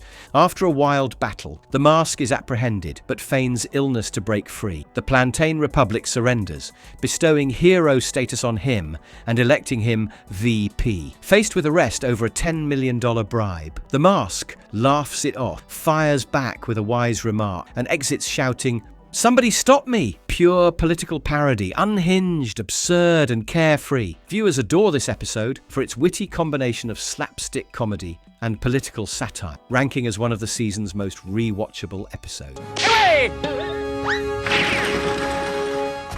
Season 2, The Mother of All Hoods. This one begins with Lieutenant Kellaway laser sharp in bringing down his favourite nemesis, the Mask. But with the introduction of a new boss, Lawrence Lorenzo, who turns the department's attention to apprehending the Hood, an infamous villain operating everything from loan sharking to robbery, Kellaway's stress level is already over the top. Then, his biggest distraction walks in, his mother, Mrs. Kellaway, for a visit, and insists on helping with the case. Mrs. Kellaway tags along on Kellaway's undercover ops, loudly mocking his disguise and blowing his cover, letting the Hood's gang slip away again. Mrs. Kellaway Kellaway is pure helpful chaos. She's well-meaning, but oh boy! This episode marks the first time Kellaway's personal life has been explored at length, introducing a new and enjoyable aspect to his character. Word comes of a Coco Bongo robbery in the works, but Chief Lorenzo dismisses Kellaway's alert. The Mask raids the club in high fashion, even dancing with Mrs. Kellaway, before the Hood's crew bursts in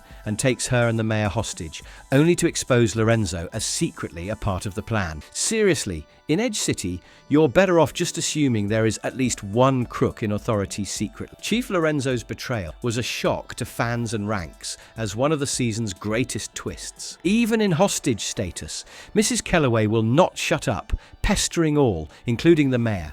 In the anarchic confrontation, the Mask dispatches the Hood's gang with slapstick aplomb, and Mrs. Kellaway plays a role in bringing them down. The mayor is rescued, the gang captured, and she receives the Edge City Medal of Valor, while even Kellaway acknowledges the Mask saved the day. Mrs. Kellaway getting a medal while Kellaway sulks in the background is pure comedy gold. Fans love this episode for balancing action, humour, and the unexpected team-up between the Mask and Mrs. Kellaway. And I am just the fellow to do it. Season 2, Episode 19, To Be or Not to Be. Buzz Stamen wasn't always a bad guy.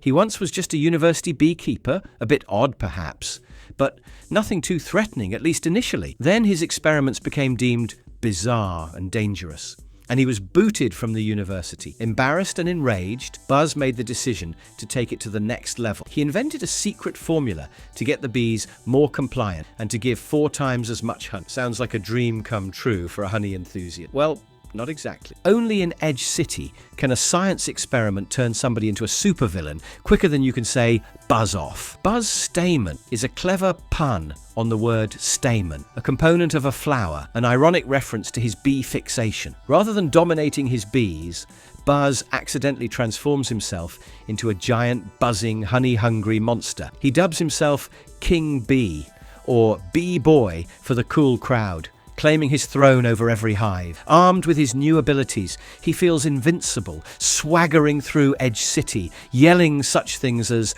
"I'm the stinger, the king bee around this hive." The manner in which he speaks is gold. He's essentially a combination of a comic book villain and a stand-up comedian. The King Bee voice actor totally nails the exaggerated delivery, making this villain so memorable. King Bee's appetite gets rapidly out of hand. He steals honey chews from supermarkets, sucks beehives dry, and even orders his army of drone bees to abduct people, intending to convert them into his obedient worker bee. Just to make things worse, he creates a super enzyme that imbues his bees with an extra zing in their sting, rendering them almost invincible. Before long, Edge City is a ghost town, its inhabitants either missing or cowering in fear. Try telling the police, "Yeah, I was abducted by bees." The Edge City Car Wax Company and Candleworks go under, because apparently beeswax doubles as prime real estate for mega honeycombs. King Bee's ultimate plan: build the world's largest honeycomb, produce unlimited honey, and enslave humanity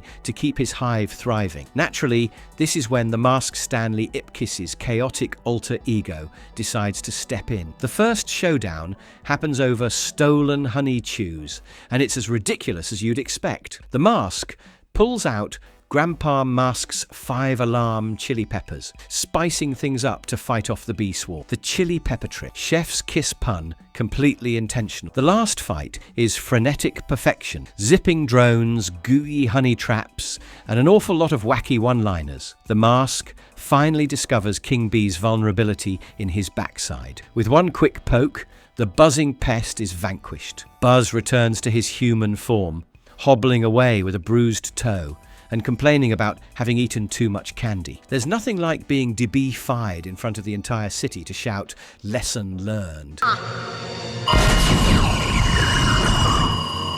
Season 2, Episode 20, Love Potion number 8.5. The episode begins with Stanley Ipkiss surviving, you guessed it, another date disaster. It's creepy, it's humiliating, and it ends just how you'd imagine, poorly. But events take a magical turn when Stanley encounters Madame Suspiria, a melodramatic, self-styled mistress of mystery, determined to bring back magical glory to her family. She makes Stanley an offer of a bottle of her famous love potion, which she advises comes with the warning that one drop and the first person of the opposite sex who lays eyes on you will become hopelessly, madly in. Spoiler alert, Stanley most certainly does not follow the instructions. A tongue-in-cheek reference to the tune Love Potion Number 9, but with that unmistakable mask flair. At home, Stanley inadvertently applies the potion with the mask, and that is when the pandemonium really starts. Instead of scoring his ideal date, the mask falls hopelessly in love with Mrs. Peenman, his cranky landlord. He calls her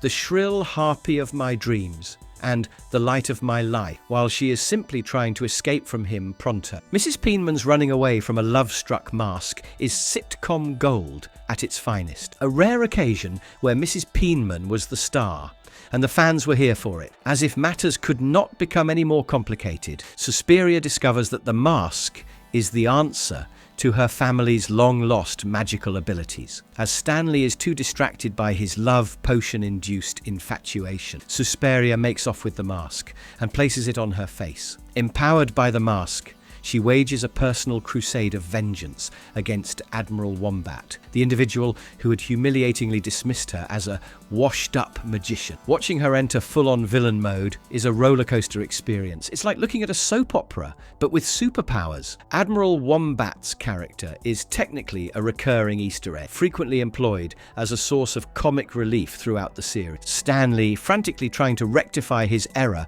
pursues Suspiria throughout the city in a maelstrom of magical chaos. There's spell-casting, slapstick pandemonium, and, naturally, plenty of over-the-top mask hijinks. Eventually, after a side-splitting confrontation, Stanley is able to wrest the mask away from him and shake off the effects of the love potion. Only the mask could make a botched love spell become an outright action sequence. The animators placed small heart-shaped sparkles in the mask's eyes in his love-struck sequence, a nice little touch to overlook. Wrapping up, the mask conjures up a block potion so that all of the men in Edge City fall madly in love with Suspiria instead. She's too busy juggling all the attention to make more mischief, and the city is granted a much-needed respite from magical mayhem. Oh, what are we playing for, gents? Meat. I'm gonna raise you a T-bone. Season 2, Episode 21, Cool Hand Mask.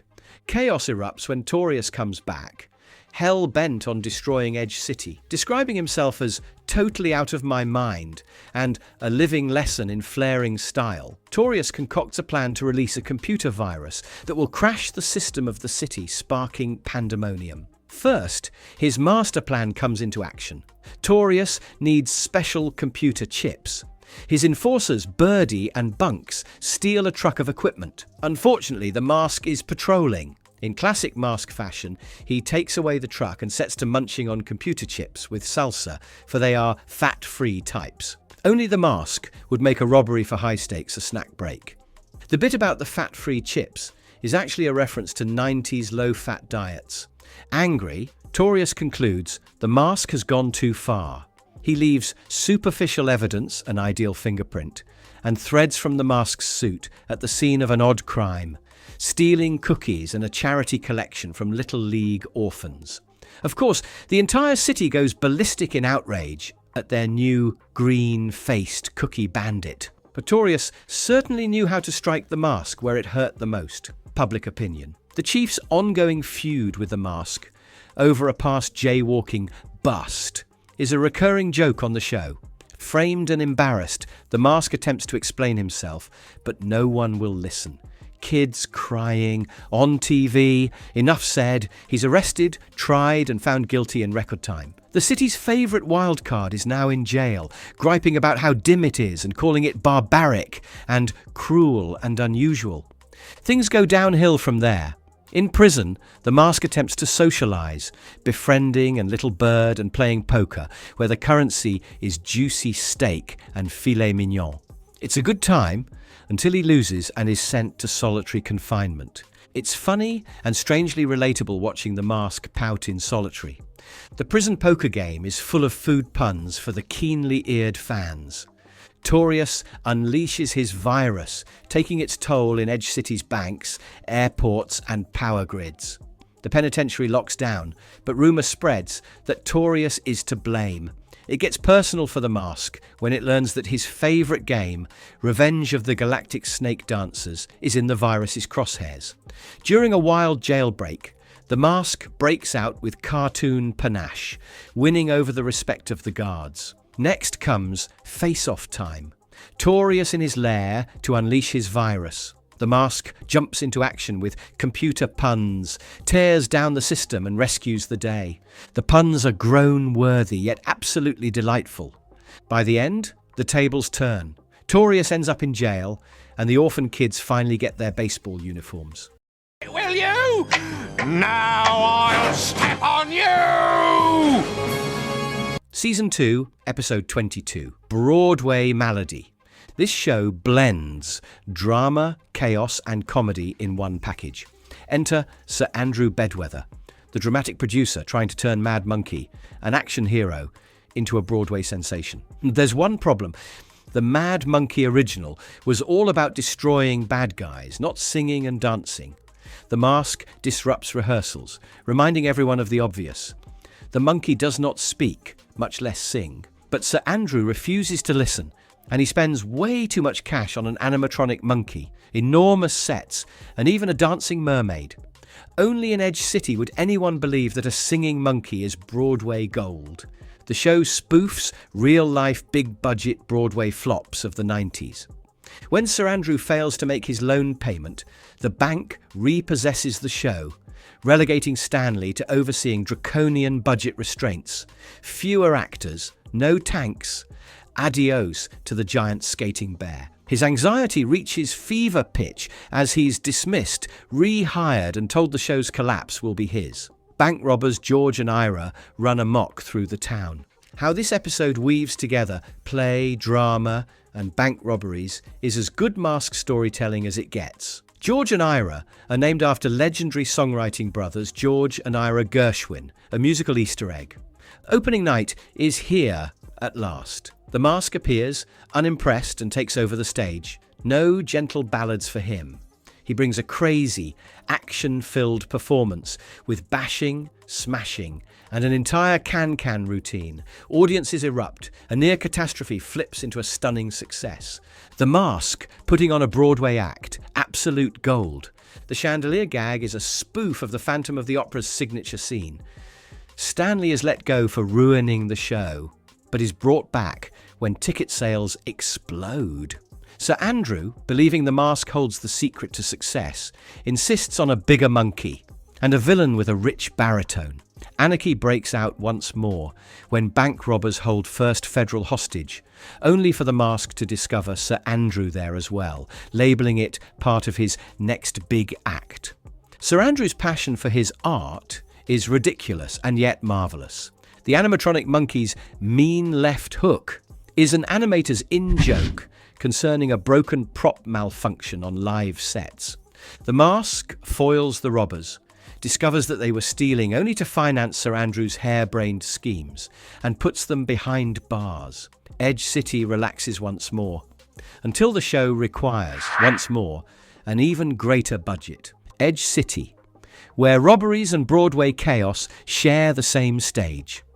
And guess what? That budget-busting chandelier still made its debut. Attempt to overshadow my popularity and lure me here into the Shadowland. Season 2, Episode 23, Inquiring Masks Want to Know. The show kicks off with the Mask being his usual flashy self, flashing that trademark grin and cracking jokes about how bad guys decorate their prison cells. Then we meet Eddie, fuming because Dak, the cool kid with mega powers, keeps calling him a lamoid. Of course, the Mask cannot help but jump in and come up with a new catchphrase. Fresh squeezed Mask juice. Pure Mask moment there. If I had a nickel for every time the Mask fabricated gibberish quotes, I'd be rich and likely still bewildered. Dak is a playful reference to old comic book bullies, amplified with outrageous swagger. Peggy goes on the hunt for her next big scoop, encountering the terrible two Spackleboy and Fishman, who plot to get revenge on the Mask. Spackleboy creates a putty key, which he attributes to Peggy's news addiction. She recruits Stanley as her photographer, pulling him along on crazed wild goose chases. Frogs falling from the sky, Bigfoot, and even the Loch Ness monster. Though Stanley complains, "Isn't that in Scotland?" Peggy doesn't listen. "Poor Stanley," his face says. "I need a raise," the entire time. The show makes fun of sensational tabloid journalism of the 90s. When the monster arrives, Peggy tells Stanley to become the Mask. He battles it, but complains that the headlines overlook him. Observing the monster has no shadow. He realizes Skillet is hiding behind it, the only creature able to steal shadows. Vowing to regain the spotlight, the Mask goes to Shadowland with Peggy. Skillet mocks him as the most boring mask I've ever met and tries to steal his mask for Norman, leaving the Mask powerless without his shadow. Skillet calling the Mask dull. That's a bigger blow than pie on the face. His design draws inspiration from classic trickster figures found in mythology. Skillet attempts to bribe Peggy with wearisome creatures for a scoop, and she creates an interdimensional portal. But when Freddy, a mostly harmless plaything, wrongly takes up with the Mask, he's manipulated into joining them. Shadowland crew chastises Skillet to grow up and exercises him with undergarments and socks. In Edge City, Peggy's Shadowland pictures are blank, but the Mask rescues her story with an exclusive interview demonstrating he's always the story. Peggy is pursuing clout, and the Maskies are playing her for it. Height of comedy. Shadowland is where the animators clearly said, "Let's go nuts." Oxidation of extra. Season 2, Episode 24, Future Mask. The episode takes off with the Mask sauntering in with his usual bravado, boasting of his winning smile and flaring fashion sense, making fun of bad guys redecorating their cell. Then, pandemonium erupts in Edge City when a time traveler from the 23rd century crash lands on Main Street. He introduces himself as the first man to set foot on the moon and, strangely, the creator of roast beef. Hungry, he orders an enormous meal but says it's too dry and requires mustard. Frankly, if I travelled in time, lunch would be my very first order of business. The time traveller's lines spoof cliché sci-fi space hero convention. The Mask, tired of Edge City, encounters a smooth-talking agent disguising himself as a lowly civil servant. Flattered and deceived into believing rebels are responsible for robot attacks and even torn pants, the Mask invades their lair. But surprise, with each punch,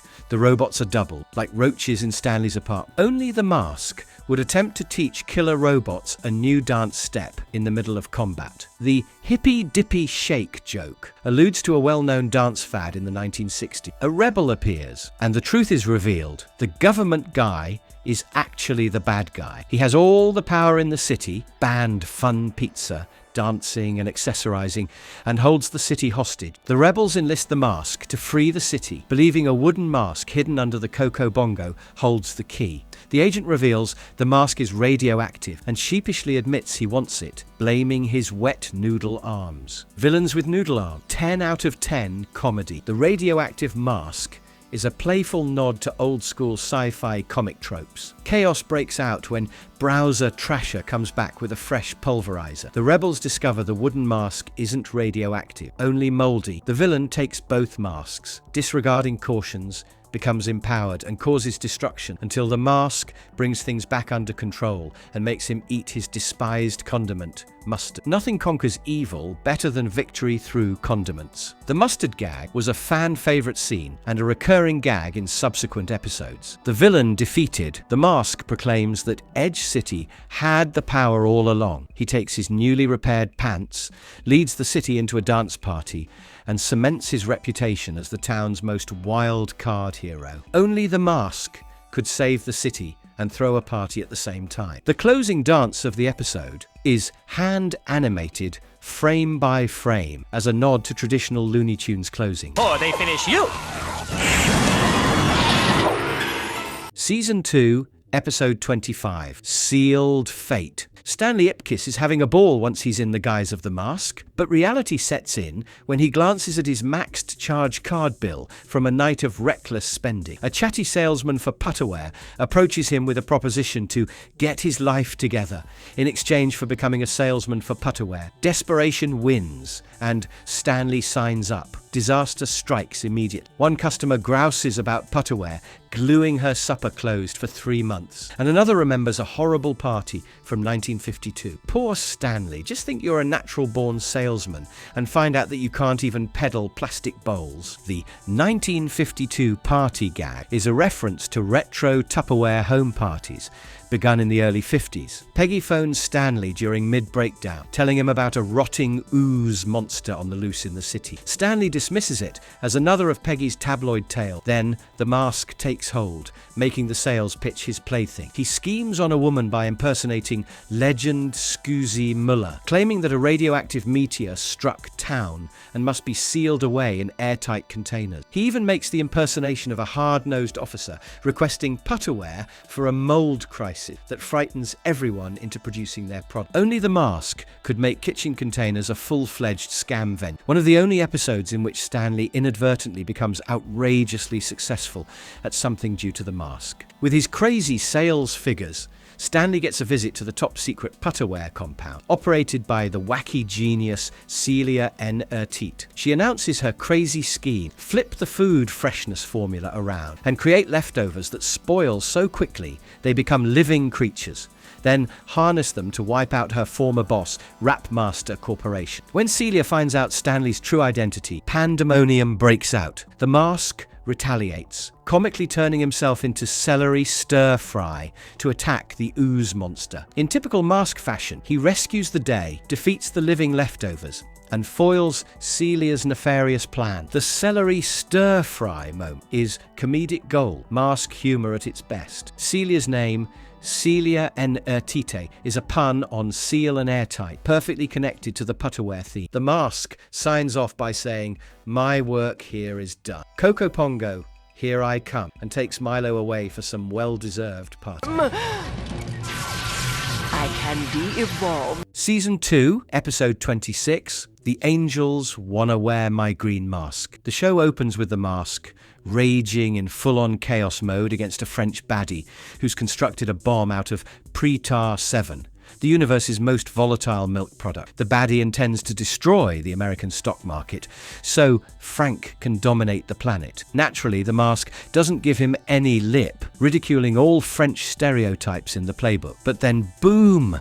A huge explosion blows everything to kingdom come. Only the mask could turn an act of terrorism into a comedy sketch. Pretar 7 is a joke on the term fromage, the French word for cheese, and the concept of unstable dairy suits this show's comedy to perfection. Stanley awakens in what appears to be a heavenly waiting lounge, a lobby for the great beyond. Disoriented and panicking, he insists on a hearing to demonstrate that he is not worthy of punishment in the afterlife. Those celestial beings, the seraphs and cherubim, end up dissecting his entire life, like it or not. The following is a comedic summary of his wildest escapades, such as battles with monsters, disarming a doomsday device using kitchen appliances, and even bizarre encounters with aliens. The alien flashback, the epitome of comedy. Those little buggers had no clue what they were getting themselves into. This is one of the only episodes to mention multiple previous episodes directly in a clip show format. After deliberating the mayhem, the jury concedes that the mask is absolute anarchy, but they also see that underneath, Stanley is a good guy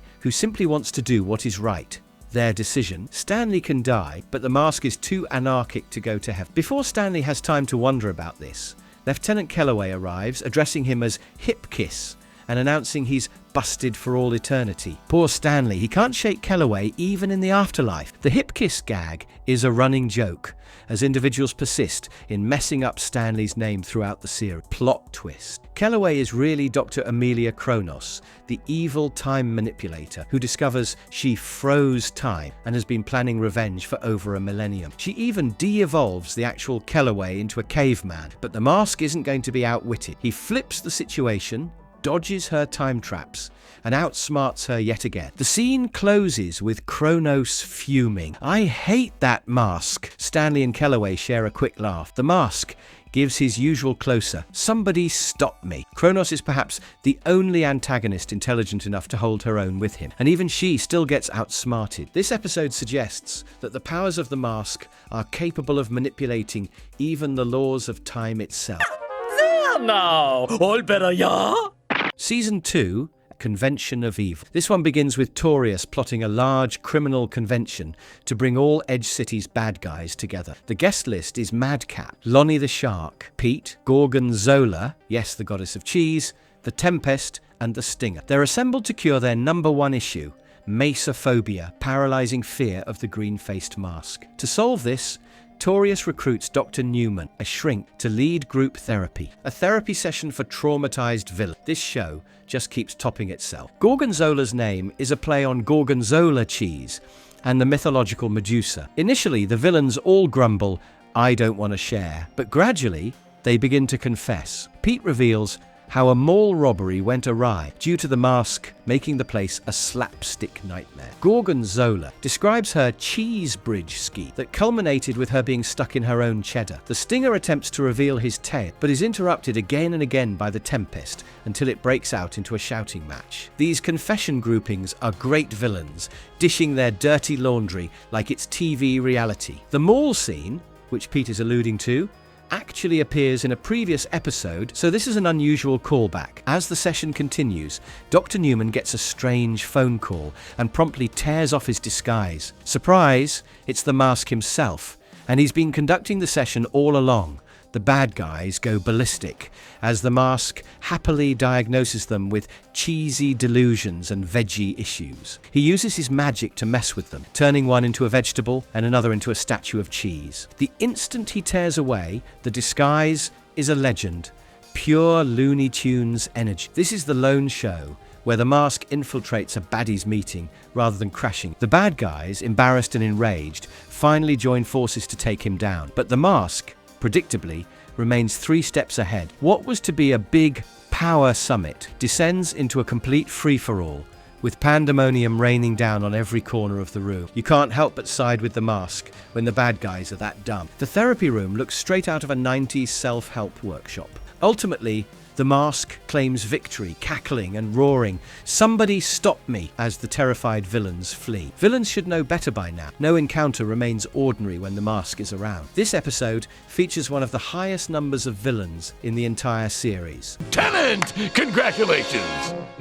Lieutenant! Season 2, The Green Marine. The episode kicks off with the mask spinning into town like a lean, mean green machiniac with a hyperactive mayhem G. He's not your typical superhero in spandex. He's wild, unpredictable, and leaves everyone saying green instead of red. Soon, the mask finds himself in a military court-martial, accused of costing the Marines millions with his crazy antics. When asked to tell us, he begins his tale 2 million years ago with dinosaurs, before being instructed to start with his joining up instead. Typical mask always manages to get even the army to laugh or cry. His green machiniac opening parodies, bad old-fashioned action hero catchphrases. The mask accidentally joins the Marines chasing gadgets. At first, he resists, but free toiletries win him over. Meeting his bunkmates, Norman, Slab, and Oliver, he declares the barracks a fashion disaster and starts a full makeover. Basic training descends into chaos. Nights are spent fighting G4 Miss Ghost Monster. Ordered to lead a 20-mile march, the mask turns into a flashy dance, impressing Sergeant Cole. Next, he's assigned to protect the military's new amphibious weapon, the XAW Weasel. Only the mask could turn a military march into a Broadway showstopper. The XAW is a spoof of excessive military gadgetry in cartoons. Bored, the mask joyrides the XAW and trades it for rare baseball cards for a kid, only to find they are fake. Sergeant Cole catches him, but the commander intervenes. Meanwhile, villain Lonnie and his crew try to steal Xazor, but the mask foils them with slapstick tricks like spot fishing, spot a gang. Only the mask could turn crime prevention so ridiculous. Lonnie the Shark is a repeat villain, spoofing vintage gangster movies. After going AWOL, and misplacing XAW. The military praises the mask's creativity. He's promoted to lieutenant, and the episode ends with a conga line as he shouts, "Somebody stop me."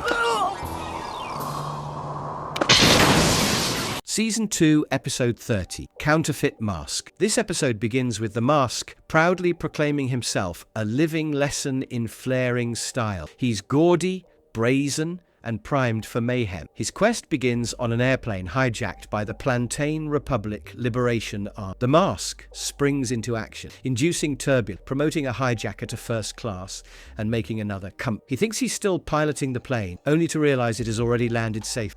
Only the mask turns a plane crash into a style point. Plantain Republic pokes fun at cartoonish fictional nation. He accidentally grabs smuggler Selena Swint's bag, flirts at customs, and unknowingly swaps money for his underwear. At home, Stanley tries to deposit the cash and borrows £20, but chaos interrupts. Mrs. Peaman demands rent, Charlie needs the £20, and the police spot that the bills are fake. Stanley can't even perform simple bank without mayhem trailing after him. The £20 subplot parodies how minor errors mushroom into gigantic issues in traditional cartoon. Selena's new villain, Torch, kidnaps Milo to get her bag back. Peggy seizes the chaos as a change for a story, dons the mask, and instead of saving Milo, gives herself a full beauty makeover, declaring, "I am the story." Peggy in the Mask is a comedic genius selfie queen with superpowers. This is the only episode where someone besides Stanley fully uses the mask's powers for fun. Stanley is caught by Lieutenant Kellaway. Torch demands the cash to free Milo and plans more fake bills. The mask outwits her, records her confession, and makes sure Kellaway knows Torch is the real criminal. Peggy grabs her headline. Mask outsmarts Counterfeit. Cop fails again. The episode concludes with the mask heroically saving Milo and yelling, "Somebody stop me!" Just another day, another absurd escapade saved by the mask. Typical mayhem, typical enjoyment. Torch's scheme to produce flawless fake bills satirizes archaic crime heist conventions. Season 3, Episode 1, Magic. Stanley Ipkiss is walking on cloud 9. His high school sweetheart, now the internationally renowned magician Davita Steelmine, is performing in town. She was Vicky Pratt, the girl next door, back in high school when he never mustered the guts to approach her. Stanley hopes against hope to meet her again, but his avaricious boss, Charlie, steals his tuxedo and backstage ticket. Then a disaster happens. Stanley finds himself in the middle of a heist carried out by what look like aliens. Compelled to open the vault, Stanley is now the main suspect. Kellaway and Doyle are hot on his heels, and to add insult to injury, Charlie puts him on involuntary mental leave. Poor Stanley's life always gives him a chance, and then it takes it away from him. This episode establishes the tone of the series, wacky sci-fi coupled with mundane catastrophes. Stanley is desperate to clear his reputation. He becomes the Mask. But the Mask, he's far more interested in wooing Davita. So much so that at her show, he even offers to have himself sawn in half on stage. Later, when he follows the aliens, he discovers they are nothing but a part of Davita's sophisticated magic act. Then, destiny tosses Stanley a bone. In a museum, he meets up with Vicky, and she recognizes him. She even invites him to her exclusive encore performance. But before he can get all excited, the aliens make another appearance, this time nabbing a jeweled egg. That tender moment between Vicky and Stanley is like a rom-com in the midst of sheer pandemonium. Davita Steelmine is straight out of a time capsule labelled 90s Magic Glam, handle with glitter. Stanley suits up as the Mask once more, after a wild chase and a daring water tank escape straight out of Houdini's playbook. He nabs Davita as the culprit, but in classic magician fashion, she disappears in a cloud of smoke, leaving everyone shell-shocked. That finale? Classic Mask. Pure pandemonium with a touch of heartache. This episode is one of the few where the villain escapes with style. A minute. Rolly, look! Season 3, Episode 2, Little Big Mask. After another wild night, the Mask is watching TV when a commercial for a rejuvenation cream pops up. He scoffs, hijacks the studio, and whips up his own version of a supercharged youth cream. The next morning, Stanley wakes up. as a teenager, and things just get worse. He starts aging backward, turning into a child, right before the eyes of his friend, Peggy Brandt. Imagine having to relive middle school, only way faster. The reverse aging storyline was inspired by classic sci-fi tropes from time travel movies. Hysterical, Stanley dons the mask once more. But the mask this time is a hyper-teenager who just wants to party. As he shrinks to a little boy, Peggy has to play babysitter to an out-of-control, super-powered child. The insanity reaches its height at a hospital, where the hospital staff confuses Peggy with an overwrought mom with a rambunctious child. The mask turns the hospital into a playground and makes slapstick mayhem wherever he goes. The hospital sequence is pure gold. It's as if a cartoon in a cartoon. This is one of the longest animated chases in the series. Finally, the last keeps pouring into the press and dragging Baby Mask into the lab. He then prepares an antidote that might resemble a baby formula. Still, the hospital staff steps in, keeping him overnight. Then, morning came, when Stanley had transformed back to his original self, much thinner. Peggy learns the actual answer was easy. Simply wipe off the cream. It does the trick, getting Stanley back to normal. But in a light-hearted twist, Stanley teases Peggy about the cream, and the mask returns, transforming Peggy into a baby. That cliffhanger, chef's kiss, you just know trouble is brewing. This is Peggy's first full-fledged adventure being pulled into the mask's antics. How dare you! Season 3, Episode 3, Fantastic Voyage.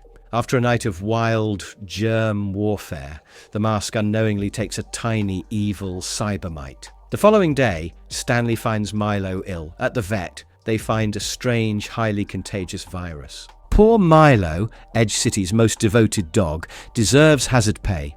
The cybermite's design was inspired by creepy sci-fi bugs of the 50s. Stanley comes to the realization that the mask is responsible and issues him an ultimatum: repair Milo or be imprisoned forever. Grudgingly, the mask speeds to the clinic, with Kellaway and Doyle close on his heels. When he finally arrives, the mask miniaturizes himself and his car to the size of a microbe. He blasts into Milo's mouth and begins a hallucinatory ride through Milo's body, referring to it as Highway K9. The entire sequence is so funny. Fantastic Voyage meets Saturday morning cartoons. Animators placed Easter eggs, such as small road signs, all around Milo's interior.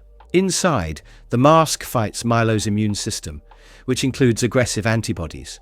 When he finally encounters the cybermite, an out-of-control microscopic battle ensues. The cybermite evolves, speeding to Milo's brain and consuming his brain cells. Only the mask could make a fight for life and death a road trip slapstick. Doyle and Kellaway are the only ones in this episode who unwittingly get miniaturized. The last battle is fought inside Milo's brain. Employing his cartoon physics, the mask defeats the cybermite with surprise, a full frontal wedgie. Milo recovers at once, leaving the vet stumped. Meanwhile, Kellaway and Doyle are ejected from Milo's ear, covered in goo and surrounded by wreckage. Stanley hugs Milo, while Kellaway fumes about explaining a destroyed police car. Milo stealing the spotlight. Totally deserved. Fans voted this one of the funniest episodes of the season. Season 3, Episode 4, They Came From Within. Stanley Ipkiss is overjoyed that he's just purchased a mint-condition copy of Galactic Avenger No. 1. But joy is fleeting. At a comic book convention, pandemonium erupts, and in the chaos, a thief steals his beloved comic. Classic Stanley can't even savor a victory for 5 minutes. The comic is a spoof of a number of superhero greats, including Superman and Batman. The robber opens up the comic book by mistake, releasing the Dark Star trio, Dragon Lady, War Machine, and Riptide from their confinement. These crooks are free and willing to wreak havoc on their former foe, the Galactic Avenger. Stanley, as the mask, chases after them, but soon finds out they are no laughing matter. After a round of chaotic hijinks, the villains figure it smart to keep the mask around to help track down their foe. watching the Mask try to outwit villains straight out of a comic book. Comedy gold. The voice actress for Dragon Lady also appears as a news anchor on the show. Kellaway and Doyle, meanwhile, infiltrate the convention undercover. Kellaway is dressed as the Galactic Avenger, and Doyle is dressed as his bumbling sidekick. Bad idea. The villains believe Kellaway is actually the hero, and they attack. The Mask crashes in, irritated that they've broken up his movie marathon. A chaotic brawl breaks out. But even the Mask's wild antics aren't enough until Doyle's deep comic book smarts save the day. Could this be Doyle's big break? Iconic. The quick-dry cement gag with Riptide is a reference to classic Batman episodes. Ultimately, the Mask ensnares the three back in the comic book, but Stanley's treasured issue is ruined. Doyle presents him with his childhood edition, but it lacks the final page, the ending, thus a secret. The missing last page twist is such a great tease and one of the most popular shows among die-hard fans. Peggy, not again! I've got a whole new problem. Season 3, Episode 5, To Have and Have Snot. Reporter extraordinaire Peggy Brandt breaks into the sinister Ptorius' lab in search of a scoop and freaks out, calling Stanley to bring in the Mask. The Mask flies in to save her, but things quickly get out of hand. He crashes through a mud pit and almost falls into a lava trap. It might look heroic, but by the end of it, he's picked up Peggy's cold. Of all the villains to get a cold from, it had to be mud, lava, and a thief of noses classy. This is the first episode where the Mask's powers can be broken by something as ordinary as a sneeze. Back home, Stanley refers to the Mask's age-old guide and discovers the horrifying fact: once infected, the unbeatable Mask becomes vulnerable and has to suffer 7 increasingly cold symptoms or suffer demise. Ptorius, meanwhile, brings Peggy's snot to life, creating a massive germ blob constructed of her nose goblins. The monster wreaks havoc, infecting citizens, overrunning both police and the National Guard. A snot-born monster. Talk about upping the gross factor while still saving the city. The nose goblin germ blob stands out as the only creature in the series inspired by actual bodily fluids. Even with his sniffles, Stanley gets geared up when he sees Peggy being threatened. The Mask approaches the blob, but begins to suffer. A coughing fit where he's wielding an axe, a dance fever high temperature bout, and he gets stuffed into a giant bottle, literally all bunged up. Old cures like vitamin C and chicken soup fail.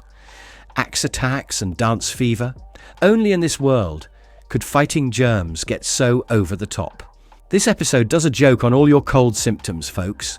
4-letter words, please remain classy. At stage 4, post-nasal drip, the computer in Mask's head shows them the remedy. Eat a Bavarian wood mite. Peggy delivers the bugs, he chomps them down, and voila, he's cured and invincible once more. The germ monster is quickly dispatched, and Edge City is saved. Only in the Mask world does dinner involve bug-munching hero power remedies. The Bavarian wood mite cure is a spoof of folklore cures, and yes, it's as crazy as it sounds. 2 tickets. Now who should I ask along? Season 3, Episode 6, Mystery Cruise. Following a crazy pie battle and a police chase that would put action films to shame, Stanley figures it's time for some R&R. When 2 tickets for an upscale mystery cruise show up in the mail, he doesn't question things. He simply packs his bags and takes Milo along. Surprise! Surprise! To his surprise, the fortunate passengers turn out to be Kellaway, Peggy, Mrs. Peenman, and Charlie. Poor Stanley, just trying to unwind on his trip, only to stumble across the group. It's also one of the rare episodes where all his closest friends cross paths in the same spot. Chaos escalates when Kellaway, convinced Stanley is trying to skip town, confines him to his cabin. The brain behind the cruise finally shows his hand. It's Ptorius, and he's on board with his shiny new sonic weapon to test. Then, out of the blue, the Mask shows up, hosting himself a birthday bash complete with balloons, confetti and destruction, because apparently he sent the invitations himself. Only the Mask could turn a killer trap into his own surprise party. This is the first time the Mask really celebrates his own birthday.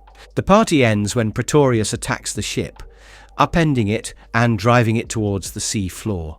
He boasts that his final plan is to destroy Edge City by causing a huge earthquake with his sonic device. The Mask, not pleased that everyone had forgotten his birthday, initially refuses to assist.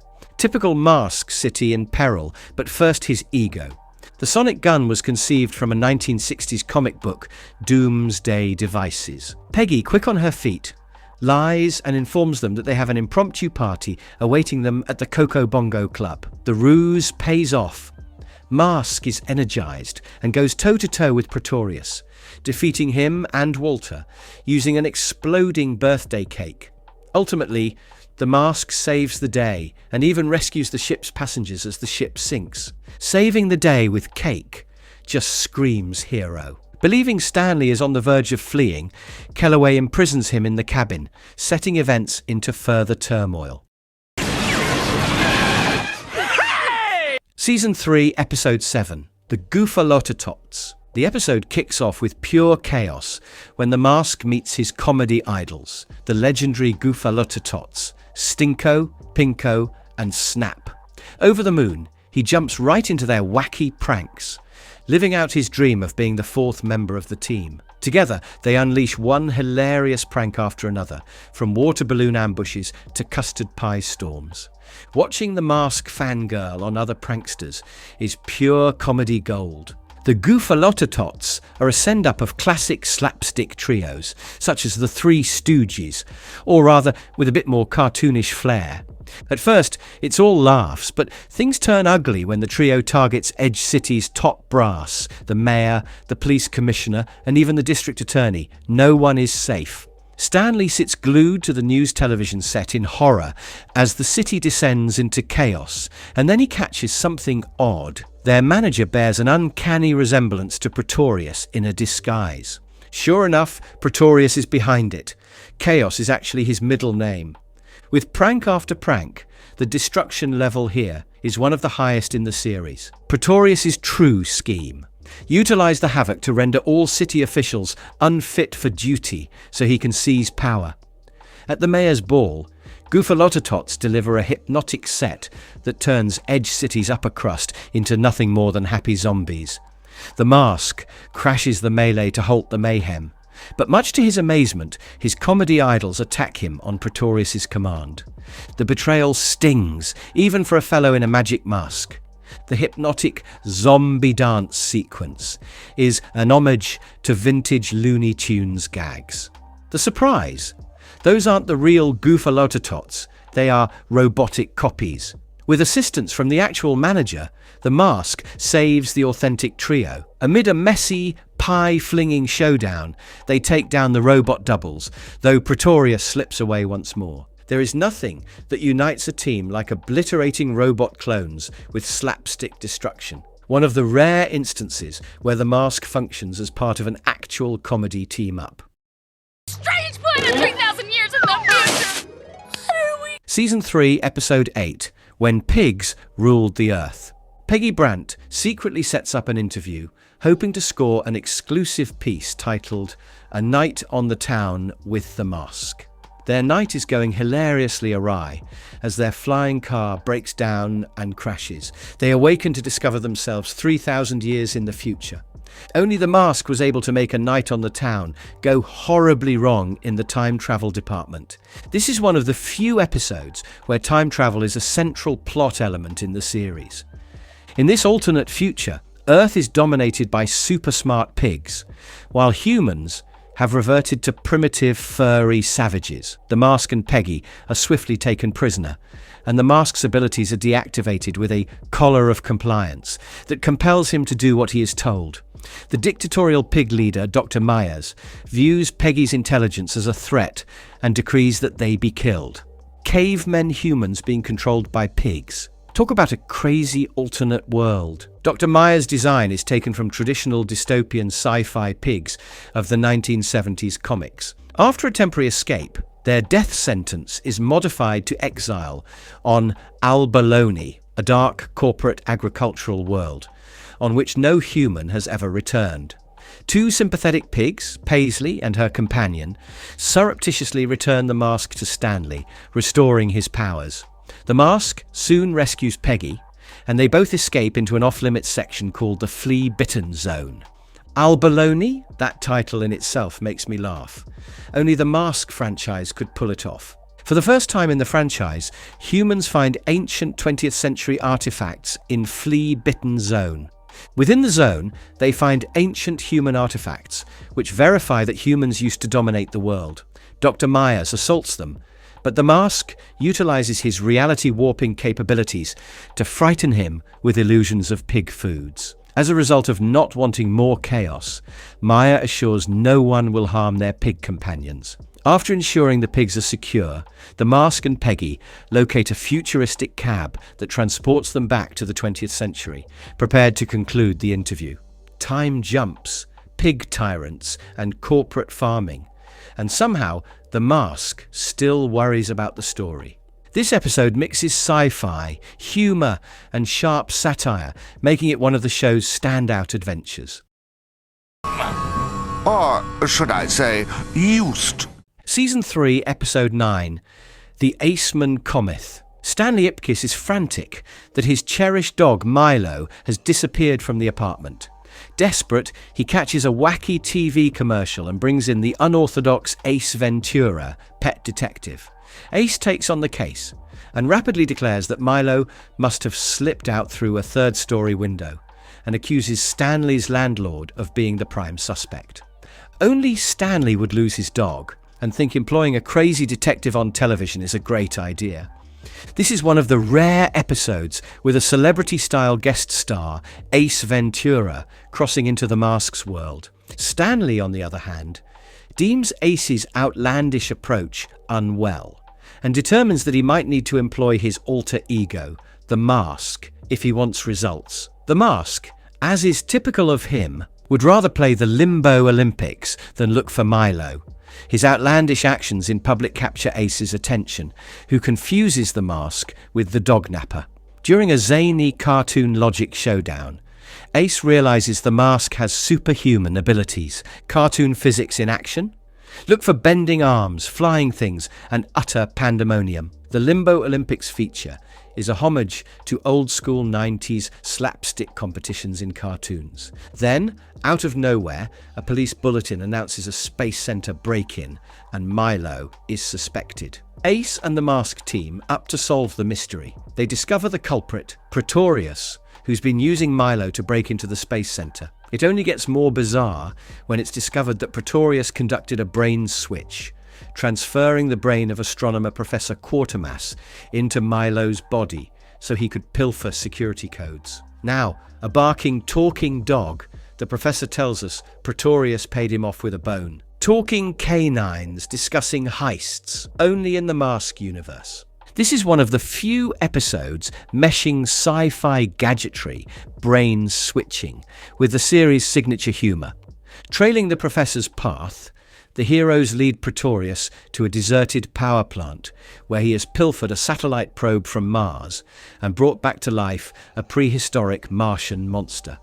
In the action-packed climax, Ace realizes that Stanley and the Mask are one and the same individual. Accompanied by Stanley, they fight Ptorius and the Martian, using Ptorius's own brain-swapping machine to correct Milo and the Professor to their proper bodies.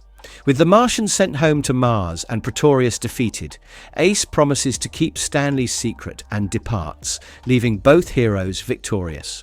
Martians, brain switches, and talking dogs, this episode is pure 90s cartoon madness. The episode cleverly blends sci-fi, comedy, and detective tropes, making it a fan favourite. The show was made up of everything we loved as a kid, and it is not surprising that it ranked among the most popular cartoon shows out there back in the day.